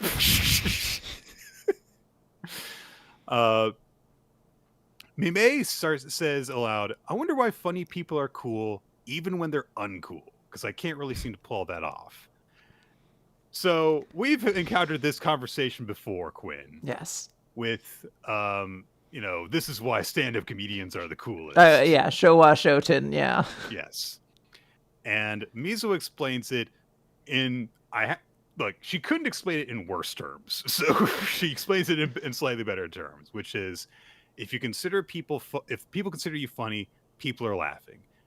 when people put their all into something and it comes across as cool. In which case, you'll be fine, Mimei. You're already properly silly. Wind blows away Mimei's hat at that moment. So Mizuo, tiny little shorty, goes marching off through the sunflowers to go and get it. She's completely hidden from view. And just as Mimei starts to get worried for her, goes into the sunflowers to find her. She's coming on the way back, and she bumps into him. And there's just a cute scene of her looking up at him from out of the sunflowers. Then they just have that moment. Nachi comes to collect them and says, like, all right, we're heading home. They go to get some souvenirs. Mizuo gets some sunflower seeds. And then as they're on their way back, Nachi says, do you think this is going to help you guys in the rookie one-liner round? And they're like, oh, maybe. So they head back. It's already night by the time they get back to the cafe. Mizuo and Mimei have passed out. They're next to each other. And Nachi just looks at them back at them and is like, they're a little too close. So, cute chapter, some silly moments. And I do like a lot of the advice that Mizuo has for Mimei in this. It's good for his personality type.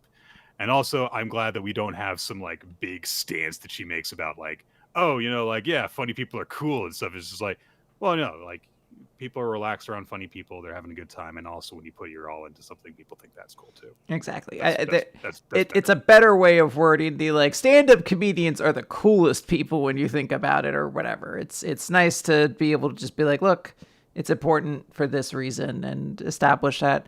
And I agree. I like that she's helping Mimei kind of branch out and expand his horizons a little bit. And it's just a very cute chapter. I love sunflowers. Her advice is also especially important considering that like this is going to be something where, look, Mimei is going to have to just like get his submissions in like quickly. He's not going to have time to like rethink himself and stuff. All right. Ultimate Nexus Kiyoshi. Yeah. Back in black.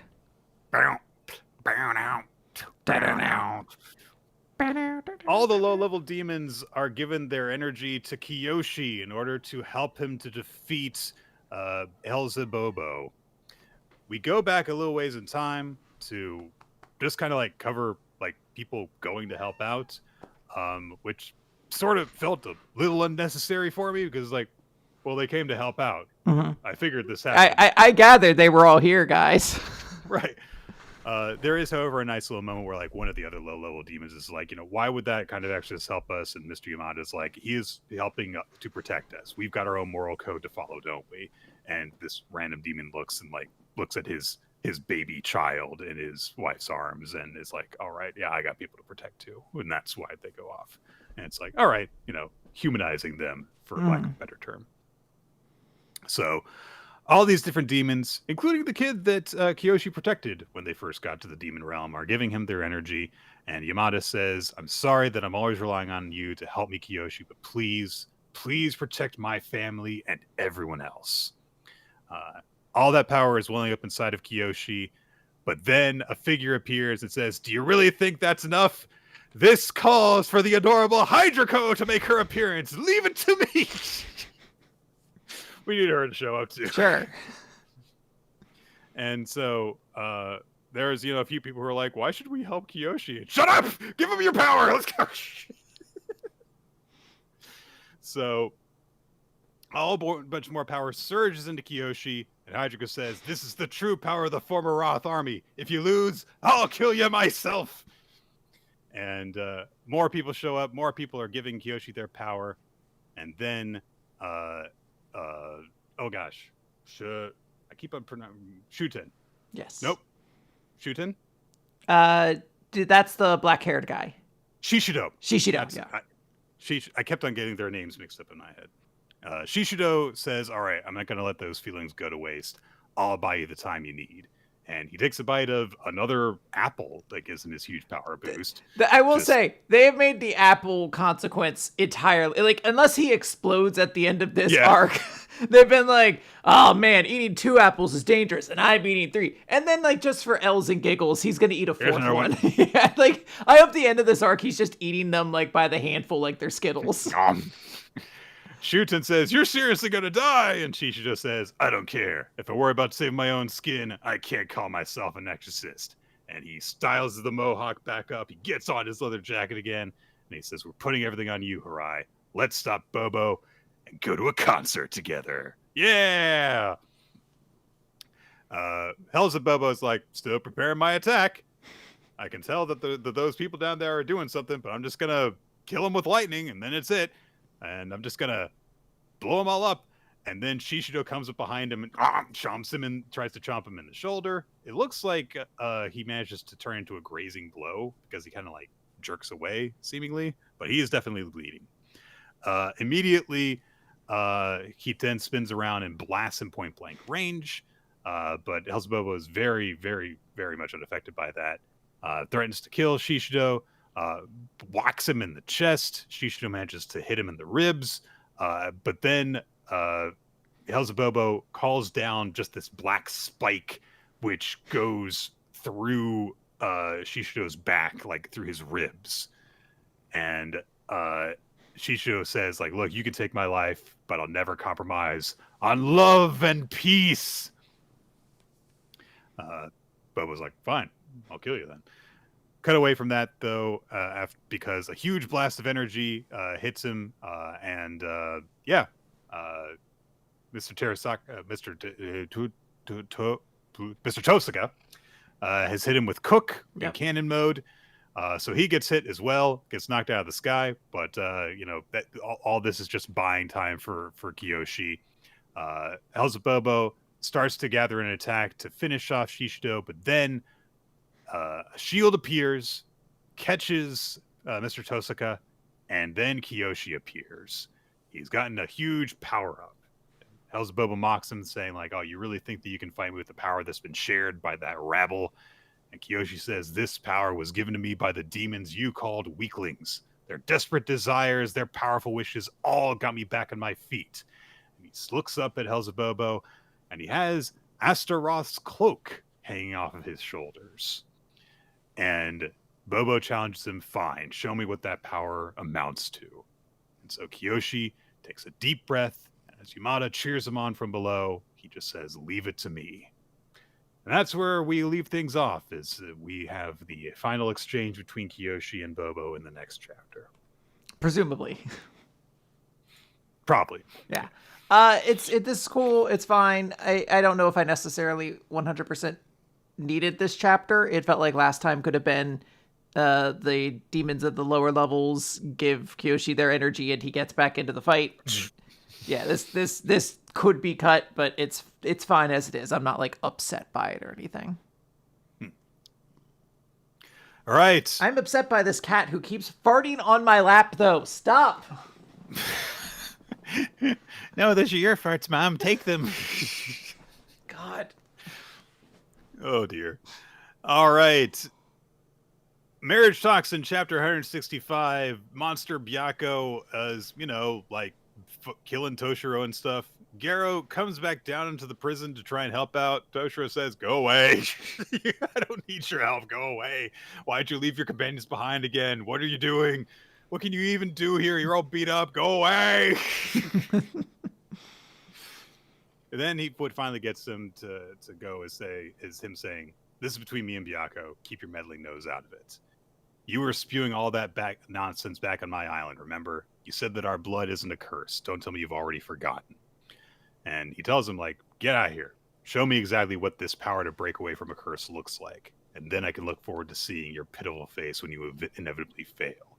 So yeah, he's very soon for Garo. Yeah. Toshiro turns his arm into a batwing, lunges forward, punches Byakko in one of her many eyes, and leaves Garo as they go down through like collapsing building and stuff. Garo's not able to keep up. He nearly falls himself, but Kimihiko catches him and helps to carry him out of the collapsing rubble and stuff. Introduced himself properly because up until this point, Garo has only ever actually known him as PK or Kimie's brother. But then Kimihiko says, like, "Come on, everyone's waiting for us." So they go back out to the top of the prison. It seemed like a very weird little let's go back down. Okay, let's get back out. Tomoko's like, Why are you back? Why did you get back here? Toniko is looking morosely out into the waves of the choppy waters and stuff. And she disappears in a sudden burst of water. Gero tries to go after her, but Kimihiko says, "Leave this to me. I'm leaving my sister to you, Big B Gero." And Gero says, "Yeah, I got this, Big Bro Kimihiko." So Kimihiko and Toniko are gone, and they are off in the waves somewhere. That leaves, of course, Gero, Kinosaki, Kimie, and Ushio. And Gero starts to apologize over everything, and he starts to speak to Kimie about her brother, and she just says, "Hey, it's okay. I know that he's safe." And she's got the big boss mouse with her. Oh, Yeah. And Ushio is like, "Guys, we are going to die. Stop chatting about family drama bullshit." Because there is a huge tempest of water around them, and she admits the whirlpool's too large. Like, I can't take everyone with me. So presumably she could have like one person on her back and navigate the waters, but she can't just like stop the storm and carry everyone with her. Then Kinosaki hears a huge flap of wings and points up to, "That's not a bat, that's a fucking dragon. What are you talking about?" yeah. This is straight up just a bat dragon. And at first, Ushio thinks it's an enemy, but Kimie translates through one of her hams and says, "No, it's saying, 'Bite the dust here and I'll kill you myself.' It's from Toshiro. It's his way of us getting out of here." So Gero grabs onto everyone and jumps up onto the giant bat's back, and they start to flap off. At that moment, we cut to a flashback of young Toshiro coming across a young Byako. And he has, for some reason, a little doggy chew toy that's shaped like a bat that squeaks when you squeeze it. Mm-hmm. And so this is presumably like the first time that Toshiro and Byako met. And then we cut to the present. Toshiro has somehow gotten through the mass of the monstrous form surrounding Byako's human body and says to her, "How long are you going to sleep? We're going to destroy this rotten world together, remember?" And Byako starts to tear up. She smiles at him and says, "It would be my pleasure to accompany you." And Toshiro says, "This isn't enough. We're going to destroy it all, Byako. Every last rotten bit." So, yep. All right. That, cool. They're plunging into the abyss. They still exist. Maybe they'll show up again in the story somewhere. Maybe not. We shall see. Unfortunately, because of how underdeveloped it feels like the dynamic between them was, because it was mostly just kind of like referencing stuff from a past arc between them, felt like this aspect of the storyline was the least fleshed out part of everything. It was more just kind of like, oh, but Toshiro really does care for Byako deep down. And it's like, yeah, I get that, but it's kind of like the only thing I got from it. It didn't feel like there was anything more complex than that going on. Whereas, we had like, Kimie and Kimihiko, we learned a lot about their history together. We learned a lot about, Toniko's history. We had Gero, developing a new technique and stuff. We had Gero and Kinosaki coming back together after what felt like a long time. So, outside of the fact that Ushio was here too, and she was really just kind of like just there, it feels like these two are the least explored part of everything that's been going on here. And so I don't have a lot of emotional attachment to it. Yeah, I would generally agree. It doesn't even feel like we really get context for the scene that we see in the past in this chapter where it's like, oh, they ran into each other. And I'm like, when? What was the context? Is this after he got handed the bat as his animal and hated it? In which case, why does he have a bat stuffed toy on him at this point in time? Okay. 2 more chapters, Nick. Okay. New Exorcist, chapter 145. This series is 3 years old. Nue and Tomonaki's future. Or is that New Tomonaki's future? I don't know. Anyway, Kasha got stabbed by Gakuro in the previous chapter. And Gakuro is like, "Vanish here, Kasha!" And then he goes, "Bah!" He does the Howard Dean chant from the presidential campaign. Which he doesn't seem to do anything, because before he shouts, he's already plunged the sword like all the way through. And I don't think that he stabs him again. And I don't think that he carves any deeper. So he just kind of goes, "Rah!" And the sword's also there. Yeah. From where it was before. Well, because this guy's like Brock Lesnar. Like, he's supposed to be so tough to hurt. You know, you can't get through him. He's so thick. Like, even this is the way you defeat Brock Lesnar, is by stabbing him in the diverticulitis. Brock Lesnar actually made it very easy because he put a giant knife-shaped tattoo of the exact places you're supposed to stab him. Use this here. It's like the real life equivalent of like a flashing weak point in a video game. Oh, I wonder where I'm supposed to strike this guy. Could it be the giant pulsating red mass that's got a separate target indicator on it? Kasha observes that his wound isn't healing, and so he's like, you would have become a threat. I'm glad I was able to nip you in the bud here. You vanish! And he goes to just stab Gakuro, but then his arm gets cut off because, Gekka comes in with her lightsaber thing and slashes it off. But then the sword just extends from his arm stump. So Gekka fucking grabs Gakuro's shoulder as he stands perfectly fucking still and puts her body in the way so she gets stabbed instead. And she says, just keep on killing him. Ignore the blade. And Gakuro just kind of stares at her for a bit. As the blade continues to curl around and keeps on extending, it goes for Gakuro's face.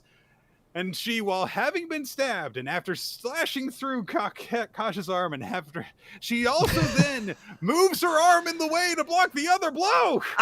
This chapter really almost made me be like, so why isn't Gekka just the main character of this manga? Like, why didn't we just rework it? 'Cause she seems so much cooler than Gakuro does in this fight.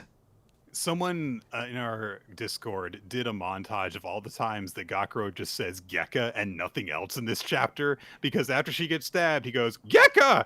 Then after she blocks the blow, he goes, Gekka! Gekka! Oh, what a giant loser this kid is. So now he is actually trying to just slash all the way through Kasha, who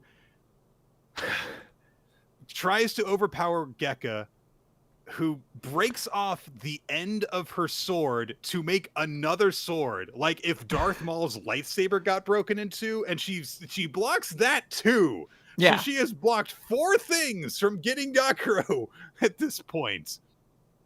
And Kasha's like, you're going to die if you keep moving around, because she's got a blade through her torso while this is all happening. And she already took a pretty decisive blow to begin with. Right. And Gekka says, keep your opinions on how I live to yourself. I'm protecting Gakuro no matter what. What does Gakuro say? Gekka! Gekka starts slashing through the mouth of the weapon that Kasha has to like completely bisect it along its jawline. This is insane. She's doing all of the cool hard work. All of the work to beat this guy. Gakuro's just gotta stab the dude twice and it's done. But she's doing all the important work to make it happen. This is like when I go into a zone in a game that I'm not leveled enough for, but I've got a really powerful assist trophy, so I just hide around a rock while the assist trophy kills the enemy repeatedly, and I just wait for the assist trophy to recharge and then cast it again. I was like, this is what it felt like for Bidoof to get handed like a Hall of Fame champion award when I beat Pokemon at the end of the game, where I'm like, yeah, I mean, technically.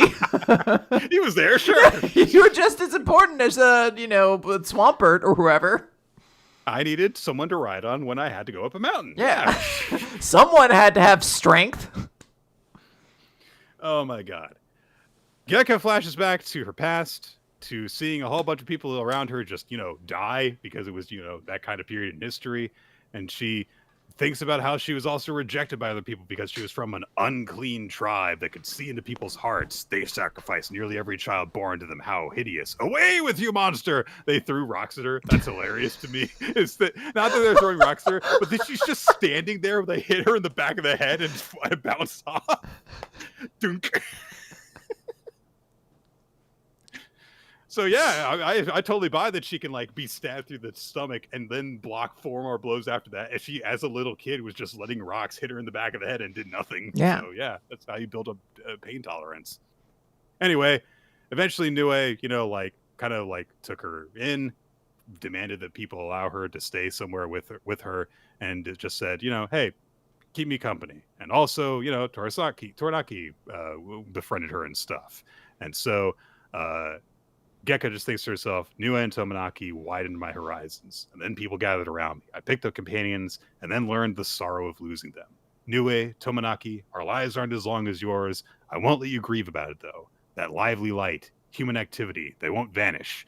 Kasha, in the world you're planning, those things don't exist. You control people, stealing their places to belong, tying them down, and I'm fed up with living like that. I'm taking you out, Kasha. I want a future where Nue and Tomanaki can smile with people and live alongside them, and I'm going to build it. Rah! And she just cuts all the way through his fucking weapon and destroys it. And Gakura goes, Rah! Finally tears his sword out of Kasha's body, leaving a huge wound, and he is just bleeding everywhere. Gekka finally collapses, and she thinks to herself, now I've done all I can. And she starts to bleed out. And Gakuro, seeing his new companion who had sacrificed everything to help him to strike this decisive blow, gave her life and limb in order to do this, looks down at her broken form and goes, get up! Stand up! Get on your feet, Gekka!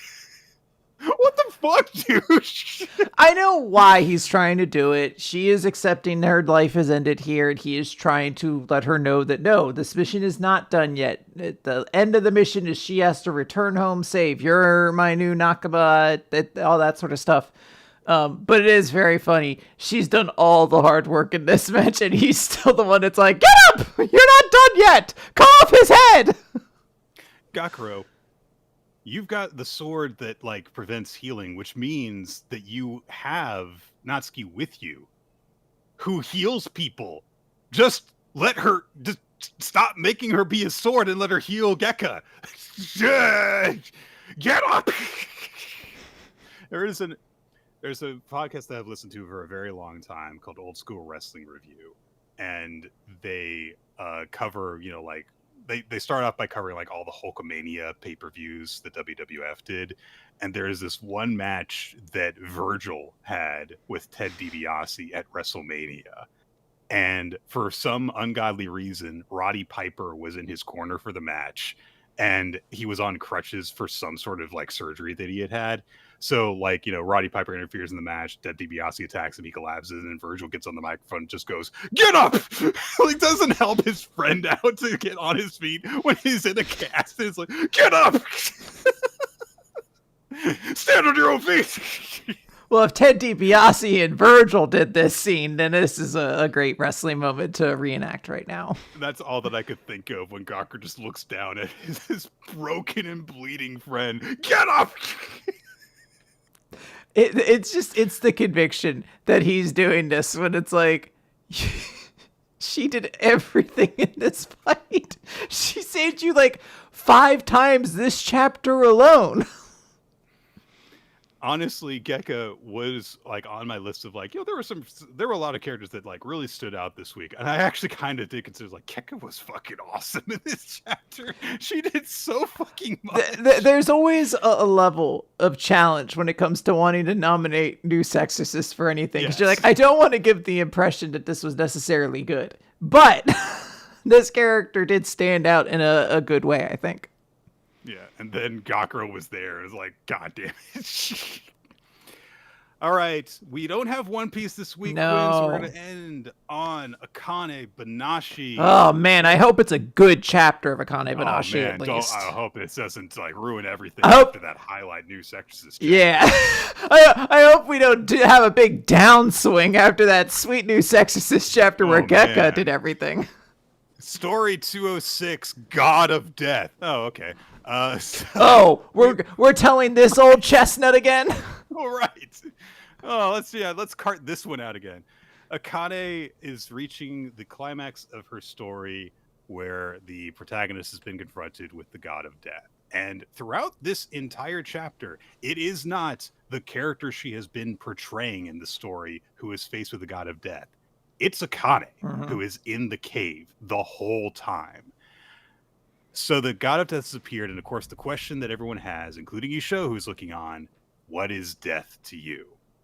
And so the story goes within this that, of course, the person who was given the power to see gods of death and to cast them away by, clapping their hands if they were at the foot of a sick person's bed, then flipped a person around when the god of death was at the head of their bed. And they could not do that. And now they're being punished.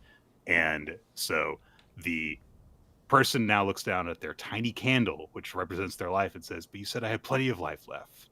And the god of death says, that was before today. You messed with the god of death who was at the pillow, and thus the sick man's time to live became yours. You sold your own life in exchange for 1,000 Ryo. Once life changes hands, it does not come back. So Akane starts to panic, and the god of death says, are you feeling a chill? That's the end. Your death is nigh. We cut to a flashback of Akane speaking with Shomei, who has gone with her to a No theater. And they're looking down at a No mask, the Hanya mask, which Shomei says it represents the living, vengeful spirit of a woman whose envy and hatred have turned her into a monster. Enough fury and emotion to kill a person. We Rakugoka have seen this in plenty of spooky stories. And we get a little flashback reference to the ghost story that Hikaru told. Mm-hmm. And Akane thinks herself that she understands that terror. Is that Hikaru or is that Kaisei? That's Kaisei. I think you're right. I think I was confusing Hikaru telling the funny version of a ghost story. Because I only thought that just because I was like, well, I think the eyes are like super crossed in that. And I was like, that doesn't seem like something they would have let Hikaru do. Yeah. Who? No, Nick, I have to acknowledge she exists now. I'm just going to put her down every chance I get. Nice bangs, bitch, bam. Oh, it shows both. You're just going to neg her instead of ignoring her. Oh, okay. So it is Hikaru on the left as a ghost and Kaisei on the right. Okay, got it. Okay, that makes sense. They both have similar shaded hair, so I was confused. Yeah. But Akane admits that after her own up-close brush with death, it was almost shockingly abrupt, leaving no time for my emotions to register. It was dry, not even bothering to look this way, just simple, quiet, factual, insistent upon its finality, which is what she sees as she looks at the god of death, and why the little kid god of death has had this like doll-like face this whole time. It's just very there. It's not like a human expression. The god of death says, if you can transfer the fire from the embers, you can keep on living, but if it goes out, you die. And Akane's like, I know, damn it, shut up. And her hand is trembling. And the god of death is like, come on, it's going out. You're gonna die. Hurry, hurry. And Akane manages to light another candle and transfer the flame. And she goes, ha, ha. The candle's lit. How's that? You try to make me panic. Ha! This is just a cold. That's all this is. This is all a cold. Ha! And then she sneezes and the candle goes out. Which I don't know if I've seen that interpretation of the candle going out before. That's fucking hilariously grim. It is very good, and I love the panel right after where the god of death smiles and you see its teeth, and it is a disturbing visual. There's the actual emotion lurking behind the mask there of like, yeah, I got you. And Akane's narration explains, death comes for all of us. The skeletal grim reaper, the view of life and death suggested by its roots. But is death truly equal for us all? The kind and worthy suffer, while the cruel and nasty enjoy their lives. And Zensho is the one representing cruel and nasty, not Isho. Not just her sworn enemy. No, that fucking dick. There are levels to a show at this point that we know. I don't think we know of levels to Zensho. He's just kind of an asshole. And so Akane continues to say, look, fate and karma are nothing but lies. Unfairness reigns supreme across the universe. And it's impossible to accept. My mind continues to reel, and I still ask myself, Why Master? Why did it have to be Master? I know there's no answer to that question, but I still need a reason to help me process it. So if I had a reason for this cosmic unfairness, it's that death is capricious. It goes where it will and only takes.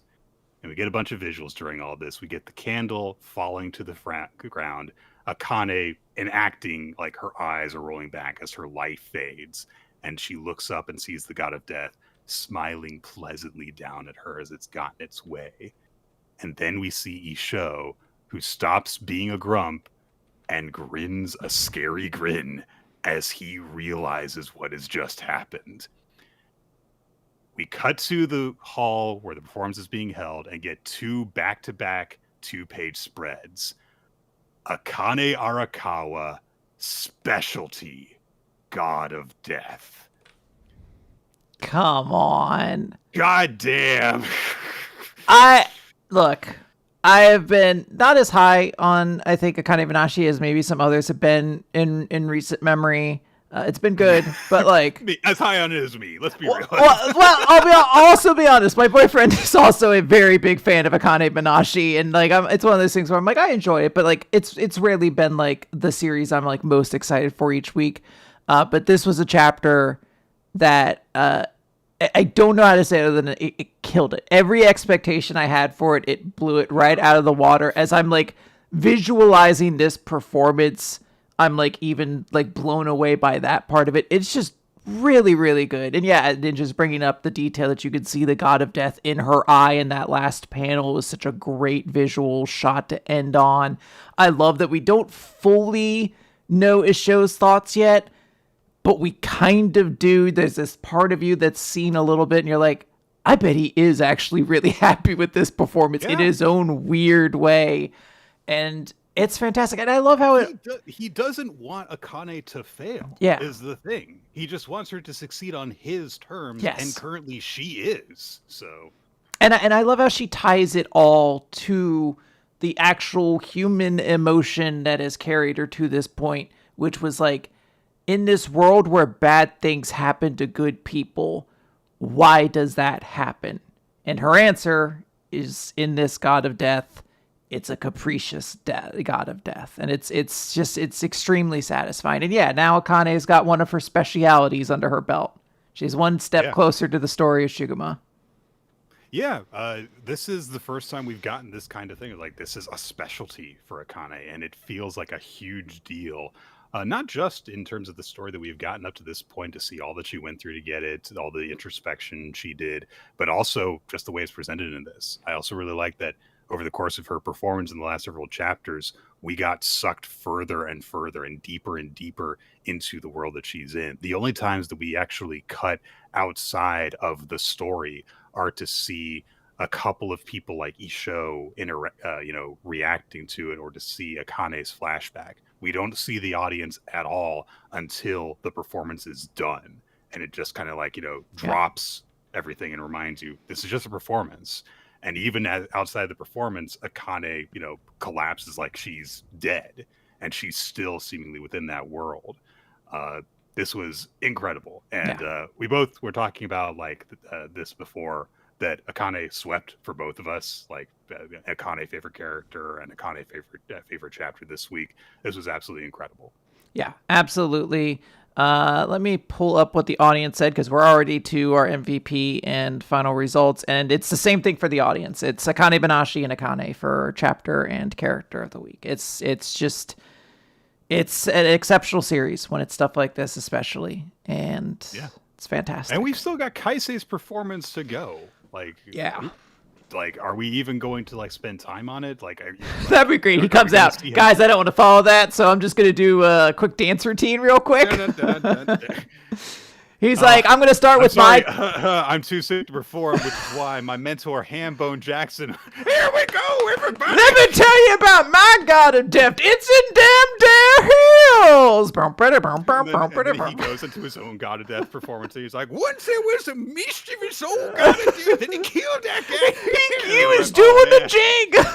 Specialty Hambone Jackson, god of death. every one of his stories is a specialty. His Jugamo story, it's just like a Jugamo, it's just doing a jig the whole time. All right, guys, thank you so much for joining us for Weekly Manga Recap. We will have more, not even next week, later this week. Yes. We'll have this week's worth of manga to talk about with you all. Some Berserk, too. That's right. First part of Berserk we'll be talking about this week, so look forward to that. It's going to be Wednesday, back at our usual time of around 7:30 to 8 Eastern.